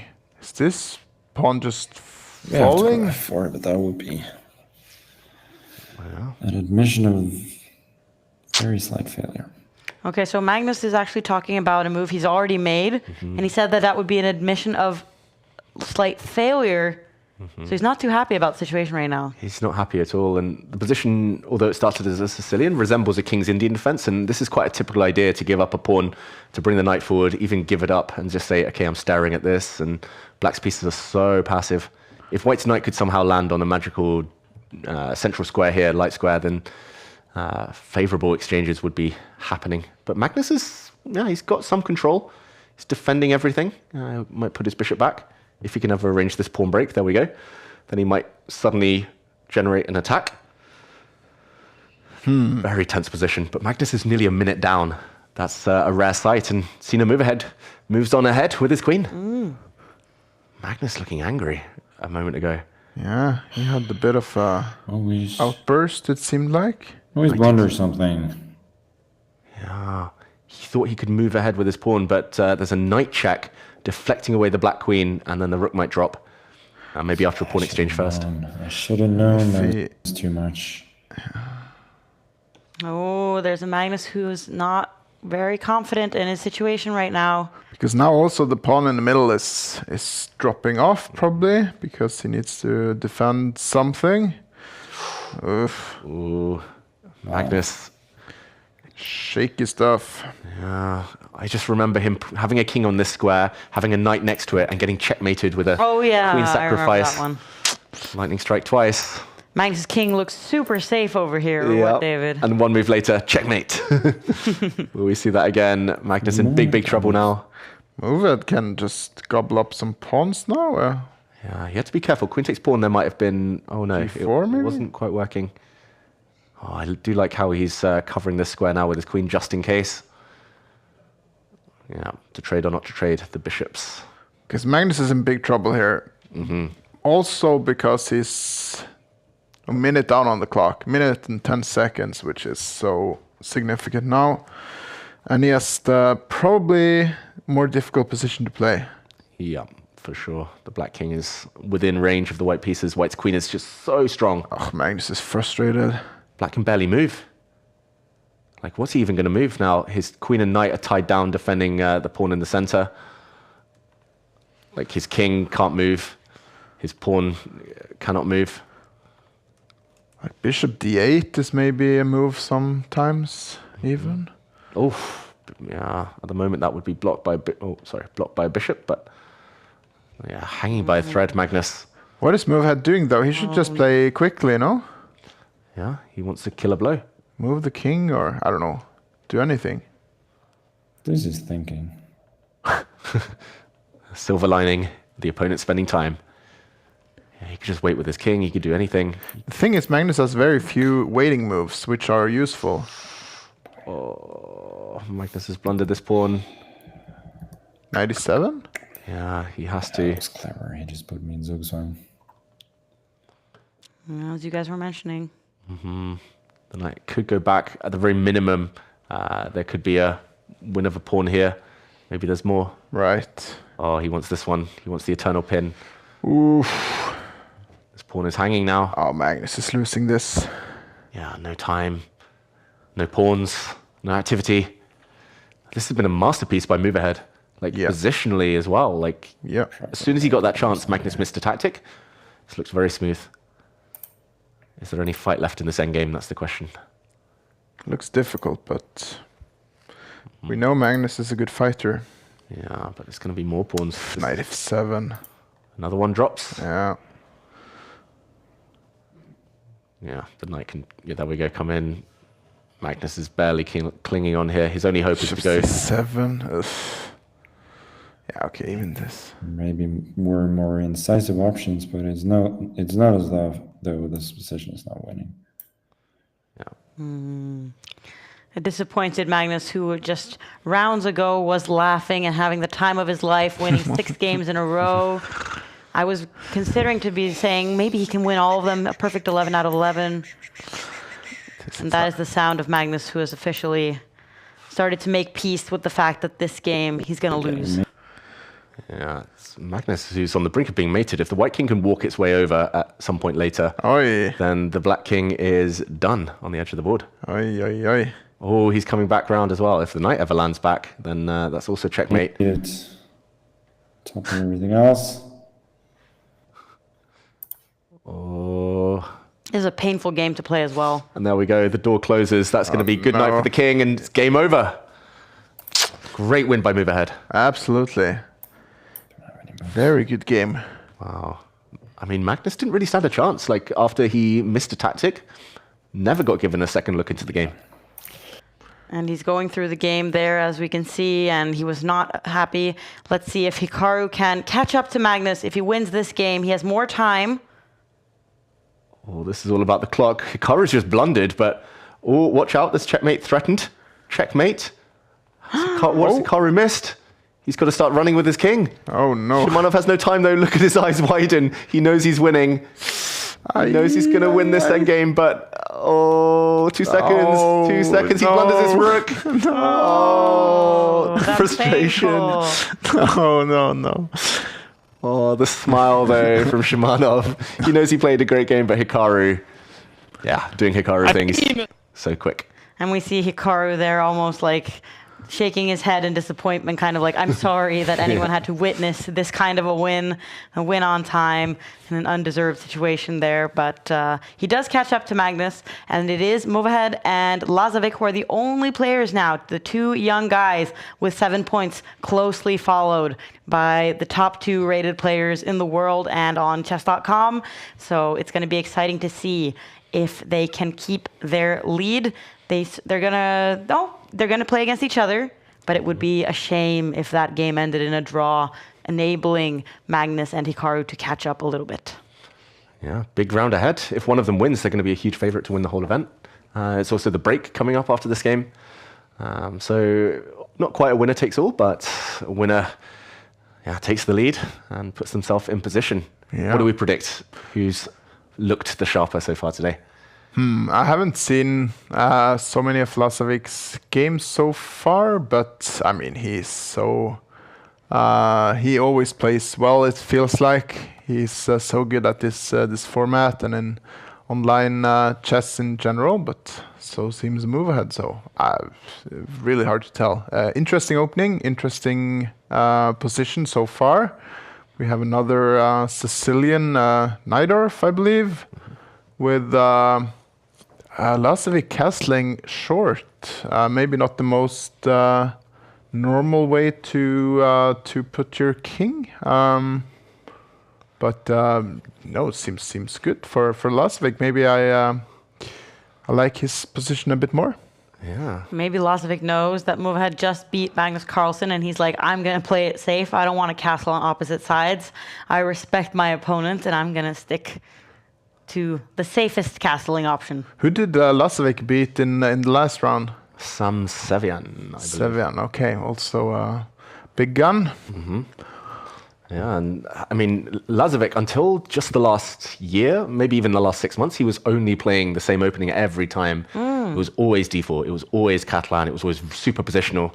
Now he's switched, like he's looks more confident, he's playing all these theoretical lines. Like, what is this? It's like watching Karpov in his prime, like all these weird maneuvers, like rook f2, bring the rook across, double up on the weakness, like super positional. But he's doing it in a wild opening like the Najdorf. So this is very impressive from both players. But yeah, it is.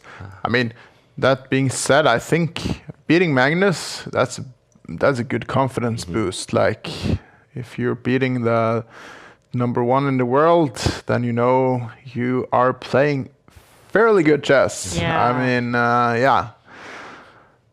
Yeah, playing great chess and Move Ahead. He's been very quick. Every time I see him play, he always seems to have a time advantage. Of course, we talk about the young players, but it's nice to see that he can blend the positional with the tactical. Yeah, it's also not like Lazovic is old by any True. any stretch. Yeah. He's older than Move Ahead, but still in his teens. Yeah, he's so young still. And Lazovic playing so well. Already qualified for the Esports World Cup through placing 3rd in the Speed Chess Championship.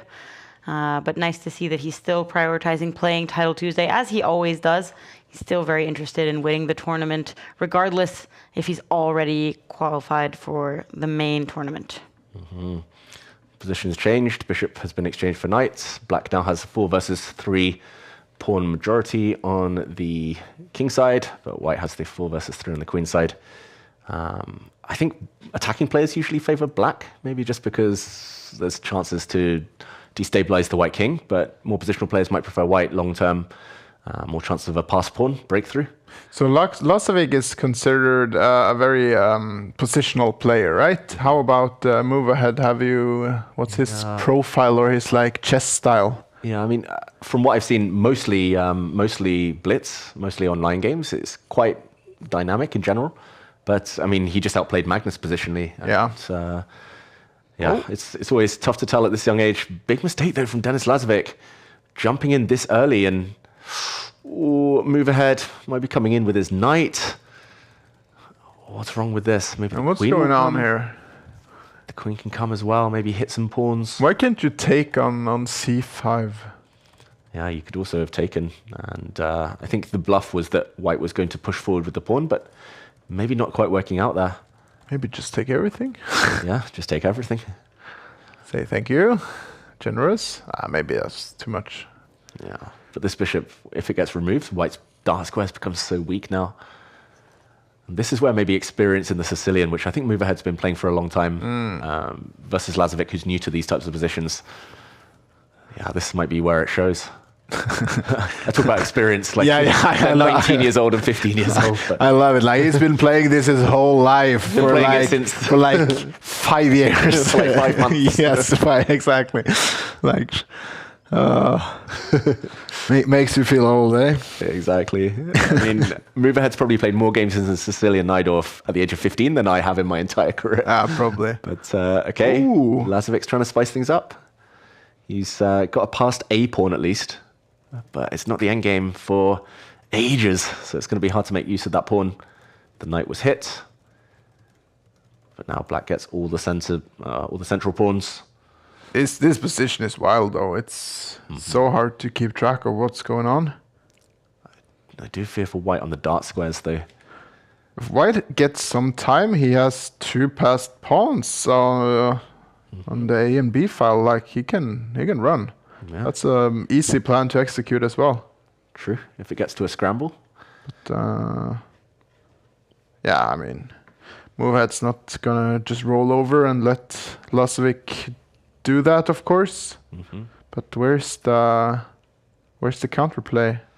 Yeah. It should be massively better according to the engine, which is, I mean, he's a pawn up, but it's not so clear to me how you continue. Maybe queen a7? Okay. Knight e7, probably smart. This is a cool idea as well, though, in the near future, like you said. First, he might be trading off the knights, he might be taking this knight, and then planting his own knight into a very strong square. Yeah, I think he was a bit confused for a second because he spent, 40 seconds there? But worth it.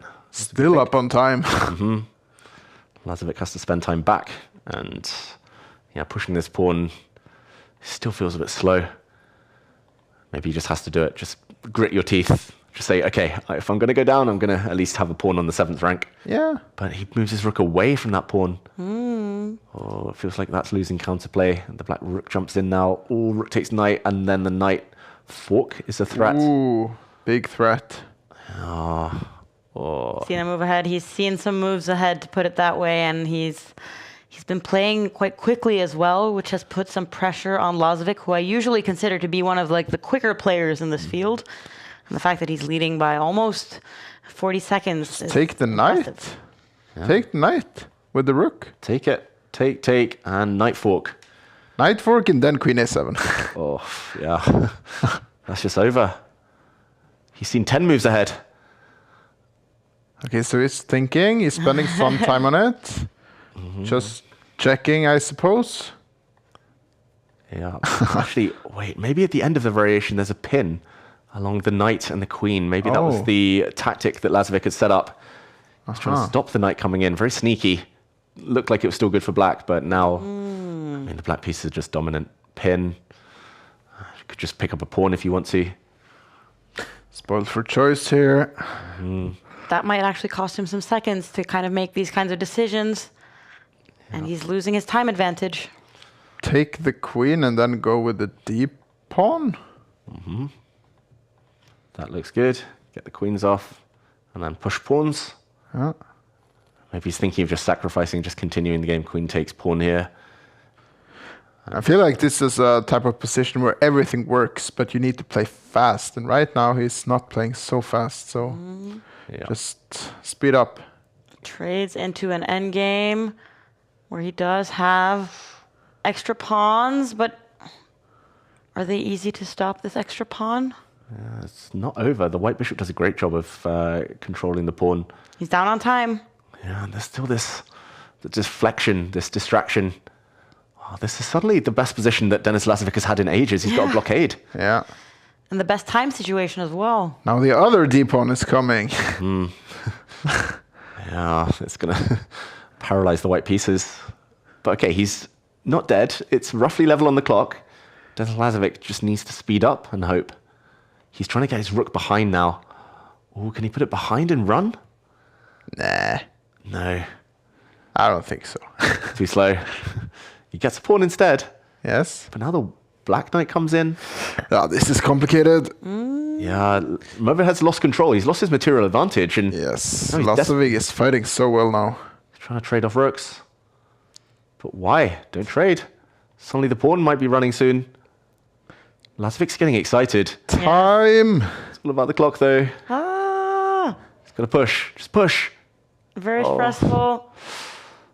Okay. Take on F4. Seconds. Knight takes pawn. There we go. Great move. Wins the pawn due to this rook check. Oh, nice. Great spot there, JK. E2 threatened. Okay. Ooh. Bishop A7, just be super safe. Opposite colored bishops. Yeah, but with the... Oh, E2. E2. Oh, there we go. E2. It's going to be a discovered check. Is he going to make it on time, though? Oh, another check. Oh, deflection. Oh. Deflection. The white rook couldn't have moved off the back rank, and now black makes a queen, and Lazovic with no time, 4 seconds against 5 seconds. Oh, but a new queen will not be born. 3 seconds. Surely he's going to deliver mate now. He's getting rid of the white pawns. They're gone. Move ahead cannot lose. 1 second each. Can he give checkmate? No time. 1 second, and move ahead wins on time. Wow, what a match to determine the person who will be alone with 8 points at the very top of the standings. It's Sino Move Ahead, who has a perfect score. He's beaten Magnus, he's beaten Lazovic. Who is left for him to challenge? He's so many points ahead of all the rest of the field. Magnus getting a draw. Hikaru, how did he do in this game? He lost. Oh my goodness. Hikaru lost on time when he was a rook and a bishop up. Oh no. And Benjamin Bock had 0.03 seconds left. Oh no. Oh, that can't be motivating for Hikaru to go into the break that the players are now going to have. So that's going to be pretty difficult. And we can also update everyone on John Bartholomew. He's moved to 6 out of 8 points. Oh, He's only half a point behind Magnus. Wow. Okay, that's really impressive. He will reach 7 for sure. I mean, yes, 3 games to get this last win. Yeah. Absolutely. Yeah. And that was his goal, to get these 7 points, but he is going to be facing very tough opponents. I mean, look at the guys that we see here at 6 points. He could even be facing Hikaru in the next round, or Bluebaum, like 2 of the candidates. Best players in the world are among the players with 6 points. Because the Magnus drew also. Who did he play against? Do you know? Maturosian. So many good players at this stage. But Move Ahead, wow, very good game, very deserved win, I would say. I mean, he was better for most of the game. I mean, Lazovic, tricky player, managed to create complications, but still, move ahead was ahead, and won very deservedly, I would say. So right now, big favorite to win the tournament. Yeah, 9.5 is normally the magical number, and 3 rounds remaining. If he gets 1.5, probably he makes it. If he gets 2 out of 3, I think he guarantees it because his tiebreaker is going to be surely head and shoulders above everyone else. I mean, Magnus can only get 9.5, for example, now. So I think move ahead. Yeah, surely it's his tournament now for the taking. And the players, they have now played 8 rounds. They're going to have a short break, and so are we. We'll be back in just a second. Here we go.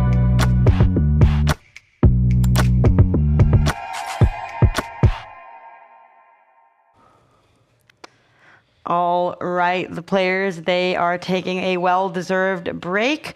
But if you are interested in checking out what other players are online right now, you can use the Take app, which we do have a QR code for. At the top of the screen, we can see who has been playing chess. And Magnus, he was playing before Title Tuesday started, and we can even see his game here against Sina Move Ahead that he ended up losing already added. And people have already started commenting and on these games. So they have been, this was before they played Title Tuesday, I believe. No, this is the Title Tuesday games going on here. So it's possible to see that. And David, what have you been playing today? You've been playing 61 games. What do you have to say to your defense? If anyone at Take asks, I was definitely working. Like, in my defense, I only played 46 minutes, so 61 games in 46 minutes. I was playing 1 second chess, where you start with 1 second on the clock, you get 1 second increments, so you just have to pre-move everything. And I was playing, yeah. You madman, David. You madman. I'm going to react with insane. That seems to be the correct response. Jakob here saying that he's gone into agriculture. I am a farmer. You won a lot of the games. Yeah, Are you playing against the same games? guy? I played many against the same opponents, and I was trying. Wait, if you scroll all the way, where's the most recent game? The final game, game 61. Click on it. Wow! I finally got it. The final position. That is so rude. If you can scroll ahead to the final position, there we go. I finally got it. The Mona Lisa checkmate. Is that what you're calling it? Because I was actually doing commentary on like this school tournament for kids in like the 2nd and 3rd grade. And then a lot of these players, like there's a huge difference in their levels. Some people play a lot of chess, some people don't. And they were all trying to get this specific checkmate. And I was like, uh-oh, here we go again. And the games always end up becoming super long. But you managed it here. So was this the first time you did it? No, I got up in an obsession. Ever since watching Aman Hambleton, one of the chess bras, do it live on stream, I've been trying to figure out how. And it's my way of punishing opponents who don't resign. But because it was 1 second chess, I had to play like 50 moves with my king just to gain time to figure out how to do it. So I can't believe your opponent didn't give up by then. But good job, David. And if you want to see what other people in the chess world are doing, you can download the Take app, which we have a QR code for at the bottom of the screen.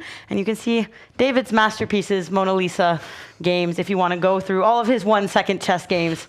Apparently, they are a treat to look at.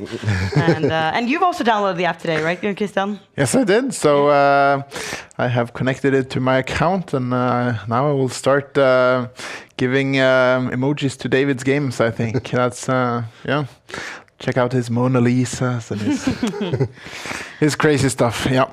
And let's also take a look at one of the things we've seen today between Renato Terry and Magnus Carlsen here. It was in the 6th round. It was an important game between 2 players that had the perfect score, but Magnus found some incredible moves in this final sequence, David. Yeah, this was just incredible. This was one of the most chaotic ends to a game, really difficult tactics to understand. I'm definitely going to go back and play them over again later in slow motion, but it was all about the black pawns. Once he got his king safe here, Magnus, it always looked like the white king was in more danger, and he finished it off with a beautiful queen sacrifice in a moment. The white knight was simply overworked, so once the black queen came in, gave itself up for the rook, the white knight couldn't have taken, the black queen a new queen would have appeared, deflection with the black bishop, and discovered check to end the game. White's queen is gone, checkmate probably incoming, and Renato Terry was furious, but actually it did look like Magnus was always odds on to win. All right, and we are back just in time to see who is playing against who in round 9. And Sina move ahead, the only player with the perfect score so far, playing against Theodoru from Greece, who's also done very well in several Title Tuesdays and has a lot of motivation to win against the Iranian 15-year-old. Yes, Nicholas Theodoru, he's had a great year. He beat Gukesh in classical chess. He's increased his FIDE rating, classical rating, massively. I believe he's studying in the US these days. But okay, it's a Petrov defense. So I think maybe a sign of respect to his young Iranian opponent. Petrov, known for its solidity. At least he's just surviving the opening here. No immediate knockout, and it's more positional. White has the center. I can't blame him, though, if he just wants to survive as black. Like, often you get scared, especially against the younger players, that they're going to hit you with some crazy novelties. And wow, look at this move ahead. He's going to start occupying the center a bit later. Maybe not yet, but the rook is ready to swing.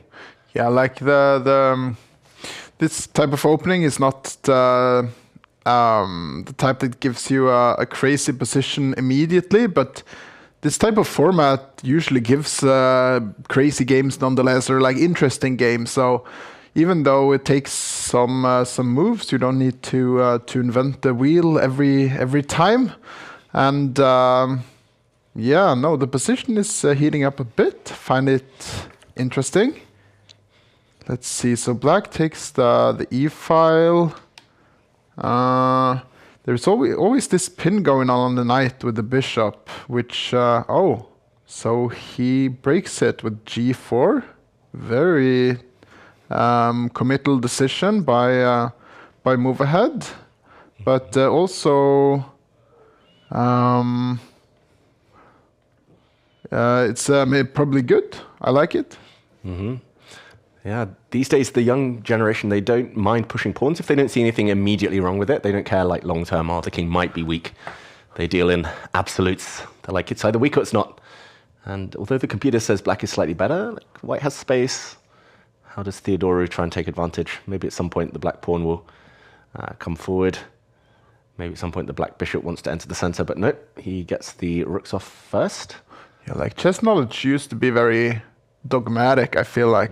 Like you talked about rules of the game which were you shouldn't break, but then computers came along and just showing everyone that you can just play really practically, and as long as it works, and you don't have to follow any of these old rules if you don't have to. But usually a lot of these rules are there for a reason. They illustrate a point in the game, but it's not the rule that you need to follow all the time. So even though you don't generally want to push pawns in front of your king because your king might get weak, well, maybe right here, right now, it's okay. Yeah, big question though. Move ahead. I was going to say, if he'd taken with the bishop, the black knight would have gone for this pawn anyway. So he gives it up, and he's going for an attack against the black king. He wants to give a check. He wants to win this pawn, but it feels like a bit of a gamble, speculative. What if black just defends everything with his knight, stops the white queen coming in? Yeah, that's a very good question, David. So what's going on actually? Move ahead seems to be in a bit of trouble here. And he seems to know about it himself, because he reacted quite visibly. And he seems to be thinking, scratching his chin, figuratively. Is that not the correct move? Ooh, Theodoru looks like he was distracted there for a second by something. Maybe it was king f8. And now suddenly it's a lot more even, according to the evaluation bar at the top of the screen. Yeah, but Theodoru is up a pawn, and this pawn, well, he's not losing a pawn anytime soon, I think. So, okay, so here we go. Big move. If that pawn is captured, the white queen will be able to enter. There'll be a square it can use. So the black bishop shouldn't really move out the way. That would be super scary. Checkmate threats on the back rank. But the cage is closing on the bishop. Yeah. What else to do? Okay, so h6, what do you do? I guess white just continues, pushing forward. Theodoru, he's really spending his time. Right, so you just continue, right? That's not trivial at all. Okay, so this is suddenly very difficult. f4, that's such a big move. And he's spending a lot of time now, the Greek Grandmaster. Surely move ahead must be very happy that he was able to kind of get himself back into the game. His queen seemed to be a little bit out of the game, but now he is making some threats. I mean, like, we're approaching territory now where even though Theodoru has, according to the engine, slightly better position with a pawn up, because of the time, I think move ahead is at a big advantage right now. Definitely, especially if Theodoru can't find a solution in the next move about dealing with this pawn push, trapping his bishop. Remember, the bishop takes pawn, allows the white queen in. How bad is it to allow the queen in, though? Are we getting mated, or? I think it's mate. Is it that bad? Yeah, if the queen comes in, it's mate on the back rank, or the pawn. He's shaking. He can't find any moves. Like, he needs to get the queens off. That was the best move. But it does give up the extra pawn that he was up. Wow. Bishop takes pawn is one option now. Since the black bishop cannot move, it needs to defend its queen. Yeah. Or you can trade off queens first and then take with the knight. Move ahead is taking a big think now. So he's really trying to figure out, how can I punish best? And he knows it's very important for the tournament situation. If he can win this game, he will move to 9 points with 2 rounds remaining. And we usually suspect you only need 9.5 points. And he's got amazing tie breaks considering that he's won the first 8 games. And he does make that move where he tries to distract the bishop. Has he seen 1 move ahead, or has he seen 20 moves ahead? Has he got a checkmate here? He's threatening mate, but the black queen can jump back.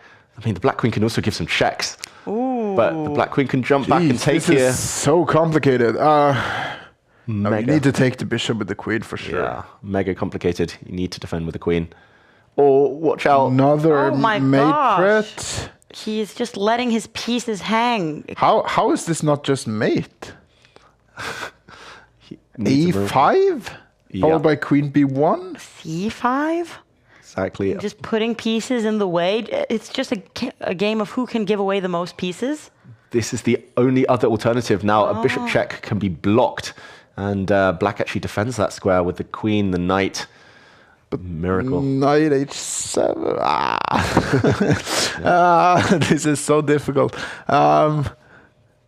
He's still a pawn up, Theodoru, so at least he's suffering for something, but no time. 40 seconds. Still crazy. So black is threatening to take the knight, not the queen. Because if you take the queen, then there's going to be a fork. Okay, so takes. Yes. Okay, what is this like? When we count the pawns, it's equal. Give some checks. Look at the king's safety. It's also pretty equally bad for both players. But move ahead's going to get either this pawn or this pawn with a check. Yes. So he's going to check and take this one. And look at the clocks. Even more important, perhaps. Yes. Queen move ahead has way more time. They go on forever, queen endgames. Like if he gets a position where he's got queen and 1 versus queen, he can play on for 100 moves. Okay. And I think he's just going to ruthlessly flag Theodoru here. But he's spending quite some time. He's trying to make the correct moves as well. So he's not just going straight for the kill and trying to play as fast as possible in every move. There's no more checks with the queen though. And okay, this pawn is hanging. Did move ahead forget about that one? Ooh. He was trying so hard to stop this queen check that he might have forgotten. Now black's queen is so active. Uh-oh, shake of the head. Yeah. Position-wise, he's lost control completely. Now time though. I mean, the position is just a draw, probably. And players are catching up to Sina move ahead. We've got Lazovic, we've got Book, we've got Minle, we've got several players that have now reached 8 points. It would be so good for move ahead to win this game. Oh, this is a dead drawn queen endgame now. Oh. Theodoru needs the queens off because then he can pre-move his way to a draw. But move ahead needs to keep the queens on. But now the black king is coming. Oh, he's totally lost control. He will pick up a pawn though. Yeah. And you said, David, and I quote, if he has a queen and a pawn against a queen, he'll keep that game alive for 100 moves. Yeah, and he will try. But the problem is the pawn might not survive long.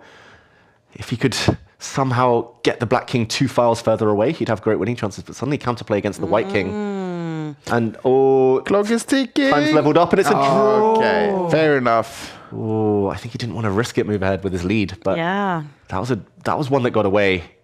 Frustrated. Definitely. And he does move to 8.5, still in the lead, but players are catching up. And we can also see John Bartholomew might be winning against another Iranian youngster. He just has to avoid getting checkmated. Oh, he's got no time. And the queen was hanging. The queen's hanging. The queen's hanging. Take the queen. 5 seconds. He's winning on time. John Bartholomew's going to do it. And he gets the win. Surely. There we go. Wow. Impressive. I mouse slipped. I didn't take the queen. No, what did I mouse slipped? I was trying to play queen d3 and I mouse slipped rook d3 and instantly we get Shugirov. Okay. Oh, wow. He just needs to get ready for his next round. John moving to 7 points with 2 rounds remaining. And his goal was 7 points. Yeah, very nice. That is just a crazy good result by John. We even have him here on the top boards playing against Shugirov here.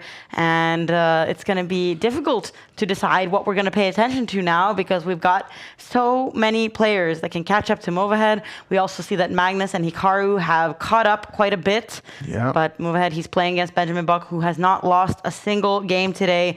Defeated Hikaru, defeated several other good players. Drew Erigaisi beat...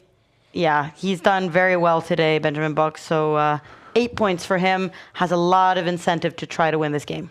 Just before we delve into this Sicilian, John Bartholomew played another Scandi. He's played another Scandinavian here in round 10. Nice. Then we are at my number if you count the first one as 2. Yeah. Exactly. Still 1 round to go. Yeah, true, but he probably get white and then... I can dream, a man can dream. But in the meantime, this is it started life as a Sicilian Najdorf. And it was one of Bobby Fischer's favorite plans to kind of put the bishop on this light square diagonal and then give up the dark square bishop and just push. And again, we're going to see 2 knights against 2 bishops, similar to Renato Terry against Magnus from earlier today. Yeah, it was also Beth Harmon's favorite way of handling the Najdorf, I think. Nice. And, tactics. Knight hits the bishop. If pawn takes knight, there's a fork. And 2 pieces would then be hit. There we go. And he'd win the piece back with interest. That is so sharp. And, I mean, if the knight isn't taken, it's just going to win a pawn. And he plays it at such speed. Like, this move is... it's sexy. Oof, yeah. One of the moves of the day so far. Knight and f5 will thrive. Yes. What to do? I don't even know. And he almost looks bored. He's just like, yeah, I got this one in the back. I know what I did. It's a good-looking move. It's a very good-looking move. And now he can even just sit back and relax while Benjamin now drops to a minute less on the clock. Do you reckon his middle name is Brilliant? Seen a brilliant move ahead. Oh, he should change his name. That's a brilliant sacrifice. What can I say? Like, it is. Knight f5, knight d5, these sacrifices on these 2 squares that we're highlighting now. Just typical for a Sicilian, but especially effective here. It just looked like a normal position 2 moves ago. Suddenly he's just winning a pawn. But honestly, how normal is it for black to do long castle in the Najdorf? That's true. It's quite rare. Is it? I think so. I haven't seen it a lot, but I do not know this opening so well. So yeah, probably why we don't see it so much positions like this. Yeah, exactly. Because black needs a couple more moves. Like you need to get the king closer to the corner. Then often you need to put the rook still on this semi. Benjamin, how much time have you spent on this move now? You need to move. Yeah, okay. But only poor moves. It's tough to make moves in bad positions. There's ideas like a fork. Yeah. I mean, if that works, it's just very, very good. Like, there's so many options here. You can go, I don't know, even e5 or like, queen f4, I don't know. Yeah. Anything goes, feels like. Yeah, anything goes. But the move he wants to calculate first will be this one. Yeah. If black doesn't have a good discovered move with his bishop out the way to hit the white queen, then white's just going to be up so much material. I'm struggling. I don't see a response to this. Can we take the bishop first? I don't know if we need to, but... Boom. Yeah. Just one of those brilliant moves. Double exclam. Yeah. That is the best move according to the computer. Oh, Christian. nice. Rook takes bishop first, and then to fork the rooks, because then it is a proper pin. If the knight forks first, apparently black can fight on by bringing the bishop out of the way, hitting the queen. Yeah. And actually, this rook would be hanging. So if he plays rook takes bishop, like he just finished the tournament now. He deserves to win it. Wow. And he does. Oh, what a beautiful Let's go. call by you guys. Wow. Wow, that was young Christian there. And, I mean, it's Fork Town. Black is paralyzed, fully pinned. Yeah, you can't even move the bishop because then you lose everything. This is just over. And if you can't move the bishop, white's taking this rook in the corner to deflect the rook away from the defense of its bishop. No, Benjamin Bock can resign now, I think. Yeah, He's just going to be a piece down.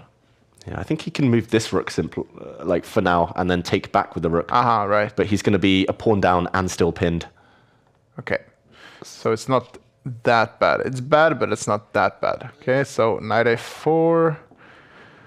Yeah. Okay, king b1 makes sense. Just be super safe. No, at least he's ready to move his bishop out of the way, but even that would lead to a pawn down endgame. White's queen can go hunting in the meantime. Yeah. Not sure which square to use. There we go. Yeah, pawn down and suffering, and over a minute down on the clock. Yeah, and he looks like he's very confident and kind of chilling here. Almost. Yes, he has all reason to be both calm and confident right now. His position is good. He's playing very well today. Mm-hmm. And he's probably very aware of the fact that, like the previous game, he should have won that one, ended up in a draw. So he's very aware and doesn't want to let another game slip. So move ahead is. Do you know if he's playing from Iran right now? No, we don't know that for sure. And I was thinking, like, if he does win, is that like a good thing to ask, or is that like kind of giving out too much information? So I'm debating that in my mind as we speak. But would be interesting to know what it's like for him to play during everything that's going on. Surely it's affecting him no matter where he is in the world right now. Yeah, I mean the geopolitical landscape is complicated to say the least right now. At least in Iran. So I really don't know. But I mean, we should probably ask him where he is and how he is. At least he knows how to play chess still. Doesn't seem like it affects his ability. Oh, wow, look at this. He's calculated so many moves ahead. King takes pawn. He's going to give a check here, and the king only has one square, and then he's going to check and skewer the king and queen. Wow. This is brilliant stuff. Oh, that was so sexy. I've got to say, like, those moves. It started with that knight sacrifice. He's just going to make a new queen now. And he's played it instantly. Like, he's still got 2 minutes plus on his clock. Yeah, I almost want to tell him, like, you have time to make these calculations thoroughly, but now I'm beginning to think he's already done it. Yeah. And we trust his judgment. Yeah, it's in English they call it nominative determinism. It's like when you call someone, like if their last name is Butcher, they'll become a butcher. Right. So if your last name is like Taylor, you might become a tailor. And then it's like he's seen a move ahead, and of course he's seen these tactics, and he wins. Wow. And keeps the lead here. Incredible stuff. And that's why you're the wolf, David. Exactly. Hungry man. Hungry like the wolf. We've got 9.5 points for Sina move ahead, and let's see how John is doing on his quest to 7 points, which he's already achieved, and now he's got a great position against Grandmaster Shugirov here. Amazingly well played by John today in the Tay studio. Exactly. He looks inspired. He looks so locked in. It's level material, but I was going to say Black had the bishop pair for that few seconds. Black also has a much better pawn structure. This is a big weakness. White has all the structural weaknesses. And John's just going to pick up a pawn. Bishop can come around and take it now. Did you understand my wolf joke, by the way? Howl. Like, howl? Because you howl? You got me. I just had to put it in there. I haven't heard those jokes since I was a kid. Okay, but you heard them when you were a kid. Yes. Okay. Then, okay, plethora of weak pawns, John says, as he could lock things down. Oh, I don't like the fact that he's trading. That guides white maybe slightly closer to safety. White had a passive rook, trade off for black's active rook, but he's still winning. Still winning, still up on time, still pawn extra. He seems like he's making all the good decisions. I mean, he's beating all these 3,100 rated players with the Scandinavian. This was a Scandinavian, and he's so close now. Yeah, maybe you need to update your repertoire, David. Yeah, I mean, I play the Karakan, and that's... I've always thought it was a cousin of the Scandinavian. You get similar pawn structure sometimes, but the clock, he's suddenly 5 seconds behind. Will he bail out with a draw? Oh, he will. Oh, Sigurov doesn't want the draw. Okay, game on. The race is on. Oh, come on, John. Oh, no You've got to play quickly. There's no increment. He's not pre-moving. He's like, you got to bring the king. Bring the king. There we go. Come on. Here we go. Take that pawn. Bring the bishop. Take the pawn. Yes, yes. Drop the bishop back. Push, push, push. 9 seconds. Push. There we go. Check. Just move the rook. Now push. Move the rook. Check. Push. Push. Push. There we go. Push. Block. Oh, 4 seconds. Oh, too slow. it's Check. Too slow. He's too slow. 3 seconds. He's still got a totally winning position. He has had for ages, but no time. Oh, no. 1 second. John. He's totally winning. He's going to get a new queen. Okay. Queen. Oh. Time finally caught up with me. Yeah. Title 2 experience showing.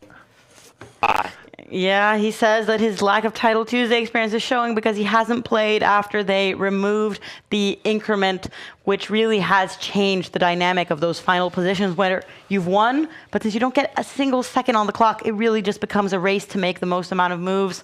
And John, he needs to practice that, but still an impressive result by him so far with 7 points. Can he decorate his score slightly and climb on our streamer leaderboard? That would be exciting, but even more exciting, who will win? It has to be between these 3 players, Move Ahead, Minlay, or Magnus Carlsen, who does have 8.5, or Magnus can't win no matter what. So it's between these 2, which is good. That's why we're watching this game. Exactly. It's going to be a surprise winner, no matter what. One of these 2 at least will move on to 10 points, maybe even 10.5 if it's Move Ahead to win. So Magnus in clear third cannot catch. And okay, we see a really solid, well, I say Slav, but it started life as a London system. And Minlay is a very patient player, also very quick. I think he can match Move Ahead's speed. So we'll see. We'll see whether the Iranian youngster can hold his nerve here. Yeah, very solid so far. Both players making solid moves. Nothing too fancy just yet, but as we've seen in previous games, it starts off slow and then it heats up after reaching the middle game. Move Ahead actually down on time now for maybe the first time today, it feels like. Yeah, we've seen him a lot, and every time he's up like 5-10 seconds minimum, and he always seems to win in the time scrambles. I figured out your next work, David, which should be personal trainer. Okay. Push. Like standing there screaming, harder, push. I mean, my body is a temple. Personal trainer, I've been working up to that career for many years. Yes. As people know. But chess trainer, maybe. But it is like its own ability to play those kinds of situations well and to know, like, for example, moving a pawn forward, that's like a very predictable thing that you can do very quickly, and avoiding checks, of course, and trying to trade off so that the other opponent doesn't have a knight.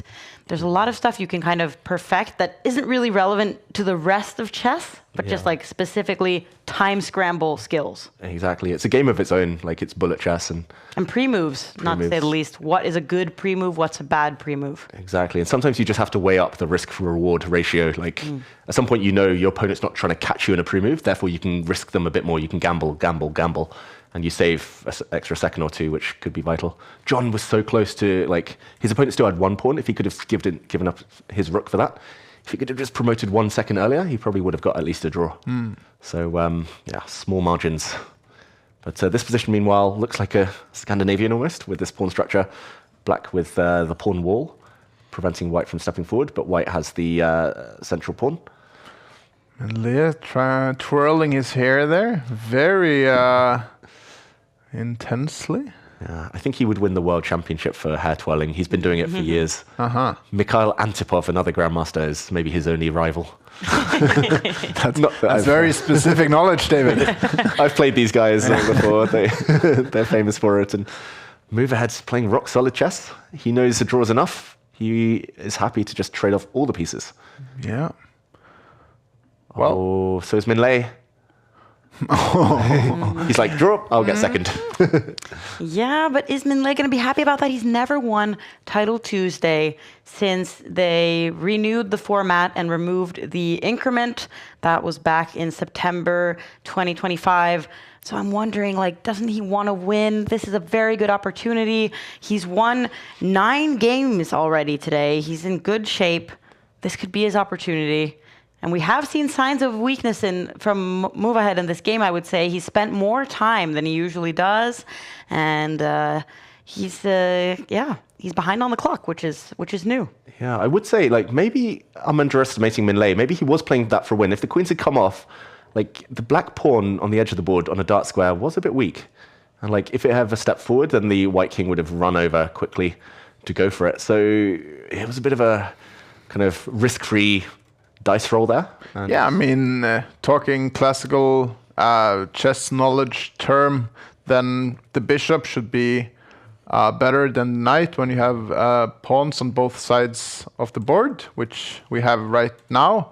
Whereas if you have the knight and a queen, those are considered better than the knight and the queen and the bishop together. So from such a point of view, well, it was correct for him indeed trying to trade off the queens, I would say. True, and also correct for Move Ahead to avoid the queen exchange. Exactly. And now white has to be a bit careful. Like, the black queen can come in, hitting the bishop on its path. And yeah, you need to shut that door. He doesn't look happy. And he drops back his queen, and he's blundered, has he? Hand to head. Queen hits the bishop, and this check. Oh. Have to stop both. And he's going to win a pawn, maybe? Ooh, and the twirling intensifies. Yeah, he's just losing a pawn. And turns around completely. Well, that went really quickly. Like, I mean, it wasn't hidden. Black's last move was pawn to a4. He created a square for his queen to use. Like, that was the only square the queen could use. And to miss that is slightly odd. Move Ahead is like, what? He's like, okay. Okay, it's frozen. Locked in completely. Yeah. The only way to save the pawn is to defend it now. Like, you have to defend it with your bishop. And then a check can still be blocked by the white queen. So the game continues. Oh, and Hikaru has lost his final game, which means that Hikaru ends up with 7.5 points. He's not going to get any points for the Champions Chess Tour leaderboard this week either. Won't be in the top 10. Worrying signs with the candidates approaching. Like, it's just results-wise is one thing, but confidence. Like, yeah, like, even though you don't reveal any of your preparation or anything, it feels like it's not building any confidence whatsoever. Min Lei looks devastated. Yeah. His username on Chess.com is Wonderful Time, but he's having anything other than a wonderful time in this position. That's such a nice name to choose. Yeah, but Queen and Knight. You talked about it, Jon Christian. Like, this is probably the best Queen and Knight combo you'll ever see. And now you have an extra pawn as well. This is not fun to play for white. You are playing just trying to survive, and you're not. So. Oh, the knight's coming round. Oh, that is a big threat. White's going to have to block it. The point is that the queen and the knight, they do different jobs, whereas the queen and the bishop, they move the same. So the queen and the knight are really potent attacking duo. Yeah. I mean, this bishop, like, is hitting thin air, and it's never going to have a target. Like, it's got nothing to hit. Yeah. And 2 pawns up now. Move ahead. His king's going to be super safe. King safety as well in queen endgames. So important. The king's going to hide. Yeah, anything goes. H5. Good move. Great move. Yeah. And, yeah, anything. He's going to blow open some lines. The queen and knight are going to combine. He's going to be uncatchable. It's Title Tuesday. It seems like it has turned into a young man's game now. Yeah, as if chess wasn't already headed in that direction. Yeah. Okay, king holds the door, but for how long? Yeah, probably the only move not to play is bring the knight back, allowing some checks and some Seems unnecessary, even though probably still winning. Probably. Yeah. The king comes out, pokes its head out. Interesting. Any checks on the diagonal can be blocked by the queen or by pawn. This is still hanging over white's head. Yeah. What to do? How to do this without any risk with the minimum of fuss? Even a draw is enough for him to win the tournament move ahead. So Min Lei needs a miracle. Like knight e4 is maybe too much. No, it's actually enough. Yeah, that's totally fine. There's a move with the pin. Yeah. I was thinking queen c2, but then queen g6. So. Yeah, probably just a very good move, actually. And Min Lei's trying to create counterplay, but he's going to get hit in the center here. Oh, he can't hold everything. The pawn's going to continue advancing. He has to trade off. So the one thing he can try to do is just play super quickly and win due to time, but yeah, seems like it's not going to happen even. Yeah, it's not going to happen. Yeah, and he gave a smile there, Min Lei. He knows that pawn was hit and that pawn is his last chance. He's going to gamble everything on here, but no.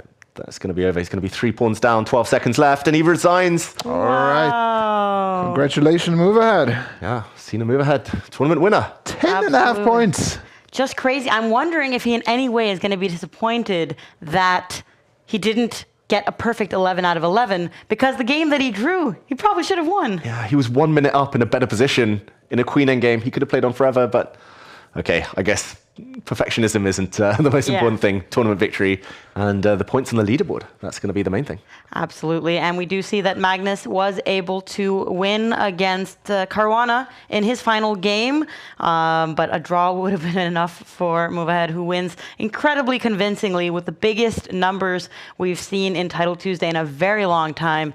So a big congratulations to him. Still some games ongoing, which could affect the top 10. We do see that there are some shifts, and the top 10 spots marked with green are the ones that give points to the Champions Chess Tour leaderboard. So still something to play for these other guys. Caruana narrowly missing out on some points, but we have one final game that is ongoing to see if that might affect the tie breaks of the players in the very top, but doesn't seem to do so.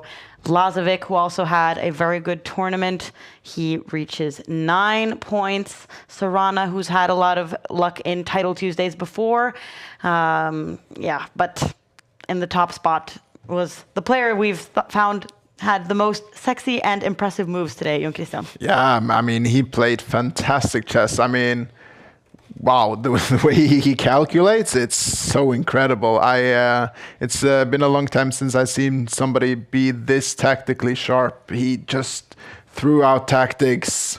I mean, after thinking a couple of seconds, this is, I would have to think so long to figure out what's going on in this position. And he does it in seconds. It's so impressive.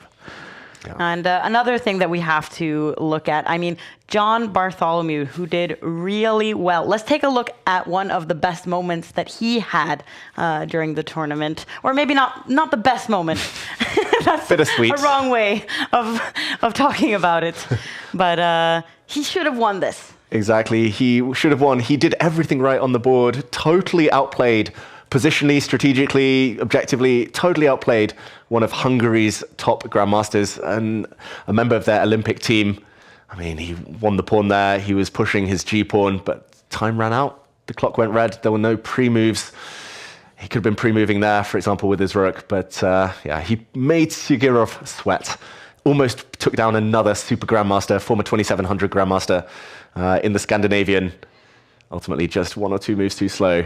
And there we go. Just in the nick of time, Sugirov was able to clinch it. But John, I mean, I've been so impressed. Like, I predicted he would get 7. To see him dominate opponents like that on the board, that was another level. And I'm sure he'll be happy with the tournament overall. In any case, I mean, he did really well, and he beat Pranav with his favorite opening, Scandinavian defense. So he really had a good tournament despite this loss here in the time scramble. He didn't have much experience playing without these increment seconds. But we'll be ready to hear from him in just a little bit. We are currently trying to get a hold of the winner, Sina Move Ahead, and it would be very interesting to hear what his takes are on this day. I mean, how happy do you think he is right now, David? I mean, if I were 15 and I just crushed the whole chess world, like in such dominant fashion, I'd be jumping up on my bed. I don't know what I would be doing to celebrate, but he seems pretty chilled. Like every time I see him, he seems to take it in a stride. And he probably sees this as just part of the bigger journey. And I am informed that we are joined by Sina Move Ahead here. Congratulations on winning. Can you hear us in the studio? Yeah, thanks for having me here. I'm very happy to win it. And this is the first time that you are winning Titled Tuesday since they renewed the format and removed the increment. What is it like for you to win with 10.5 points out of 11? Yeah, I always struggle in 5+0, but this time it worked very well for me. And yeah, so I'm very happy to do that. And you were really on a roll today. You beat Magnus Carlsen. I mean, is that special for you, or is that something that you expect of yourself these days? This is not something that I expect, but in Blitz, I have great. I really feel that I have great chances, at least online against Carlsen, as I have played many matches against him, and yeah, also. He played poorly against me as well. So the opening he chose was also very dubious. And I'm sure you've heard this pun on your name before, that everyone is saying that your name, Sina Move Ahead. It's so perfect for chess. You do know that, right? Yeah. All right. It's very funny. It is, and it's a very good name. I mean, today there was so much praise in the studio here from all the tactics you were able to see in just a matter of seconds, especially in those final games. And you had one draw. Is it annoying that you didn't manage the perfect 11 out of 11? No, actually, I wasn't perfect today at all. The first 4 rounds was just terrible. I could lose any of them. Against weaker opposition, but somehow I gathered myself, and after that I was in form, and yeah, I took it very easily. Yeah.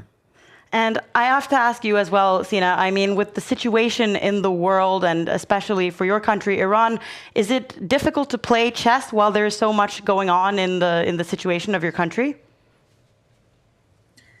Yeah, I'm also currently I'm not in Iran because I think in Iran there is no internet, international internet. So yeah, I'm in Armenia now, and I'm playing from Armenia. So yeah, I hope that everything will be fine in my country. And yeah, I just play chess. This is my work, so I really don't have thoughts on that. Oh, okay. I'm glad that you are able to participate in Title Tuesday, and we hope to see you back next week. Congratulations on winning the tournament, and congratulations with getting 10 points for the Champions Chess Tour leaderboard. Yeah, thanks. All right, so he said that he didn't play very well in the first 4 rounds. He was quite critical of himself. I mean, he won so many games, and he won so convincingly. He must have like very high expectations of himself. Yeah, he's lucky that we only started watching him from round 5 onwards. But I want to say typical chess player. Exactly. So typical to be very self-critical. But I mean, that's how you grow and become better. If you always want to try to improve and are critical to yourself. Yeah. All right, and we are also getting ready to hear from John Bartholomew, who was sitting in the other room, and it was it was a really good day to be playing from Magnus's office. Exactly. Something magical in the end, Magnus's office. We'll hear from the man himself in a moment. But yeah, it was a lot of fun to follow John's games, and especially getting in those Scandinavian defenses. That was just a bonus. Yes. Hello, John, and welcome to the studio. Hello, not Kaya, aka Mod. I'm sorry, I couldn't see you guys on camera when I was in there. So do not worry about that. But congratulations on doing very well today. Thank you. Yeah, it was a lot of fun. 7 out of 11 was my target score. I lost the last 2 games, but this was an absolute dream to play here from the studio. So I very much enjoyed it. And we were paying attention in several of your games where you were in time scrambles, and it was clear that your experience, and we even heard you say it briefly, that like your experience with playing without increment, it needs a little bit of work now that the Title Tuesday format has adjusted itself. Yeah, look, we chess players can come up with excuses for anything, so I'm not going to sit here and claim, I'm rusty on the clock. But it's been an issue for me throughout my chess career, and always something I'm trying to rein in. I don't think I'll ever fully solve it, but David, I know you're a time trouble player as well. Exactly. You should have been hearing, like, we saw a replay of the situation when you have like seconds left, but I really wanted us to have that replay with sound because David was like basically standing in his chair and he was like, push the pawn. I was almost like worried you would hear it from the other room. I was just willing you to make the pre-moves and get the queen, and yeah, so close. That's the most frustrating thing as a spectator, right? No, just do it, push the pawn. We were all rooting for you. But yeah, I think it's very relatable, like the struggles, and especially like so many young players, they grew up with a mouse in their hand. It's hard to keep up the speed. Yeah, and I mean, for those of you out there, it's really true. Once you hit a certain age, like you don't think it's going to happen, but your brain processing, it just starts to slow down just a little bit. But you did have some very good positions against lots of grandmasters. And what was the highlight for you today? I think the highlight was checkmating Pranav V, and I think it was the 3rd round with Queen H4 mate in this Scandinavian defense. Okay. Because I was under pressure on the clock, and I managed to pull out that mate. So that's a highlight for me.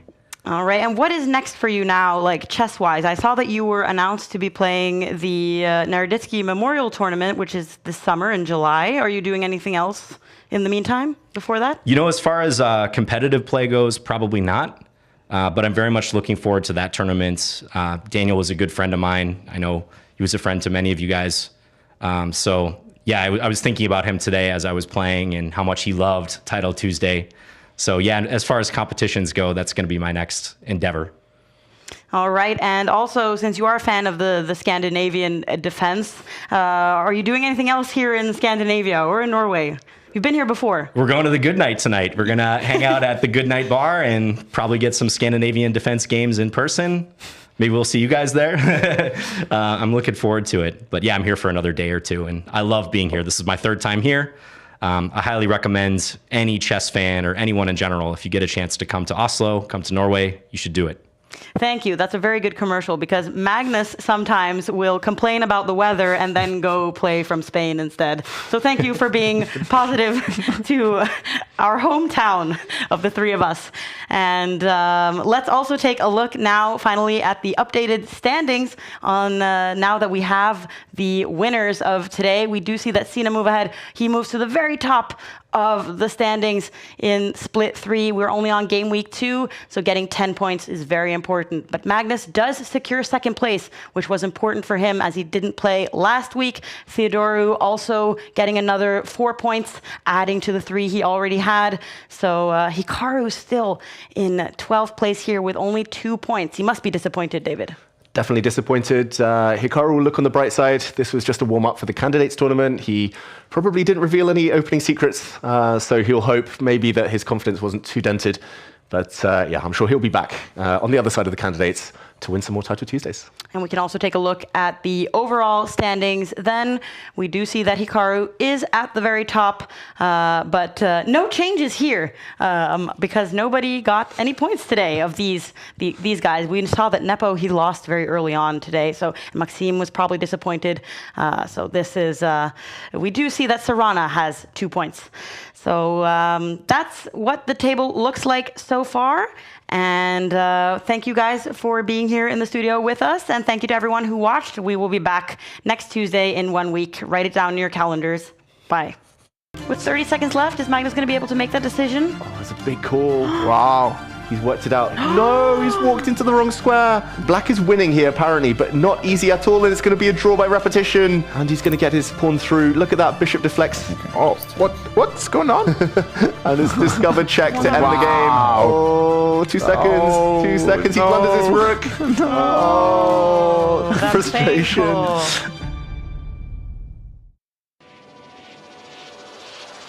Here we go.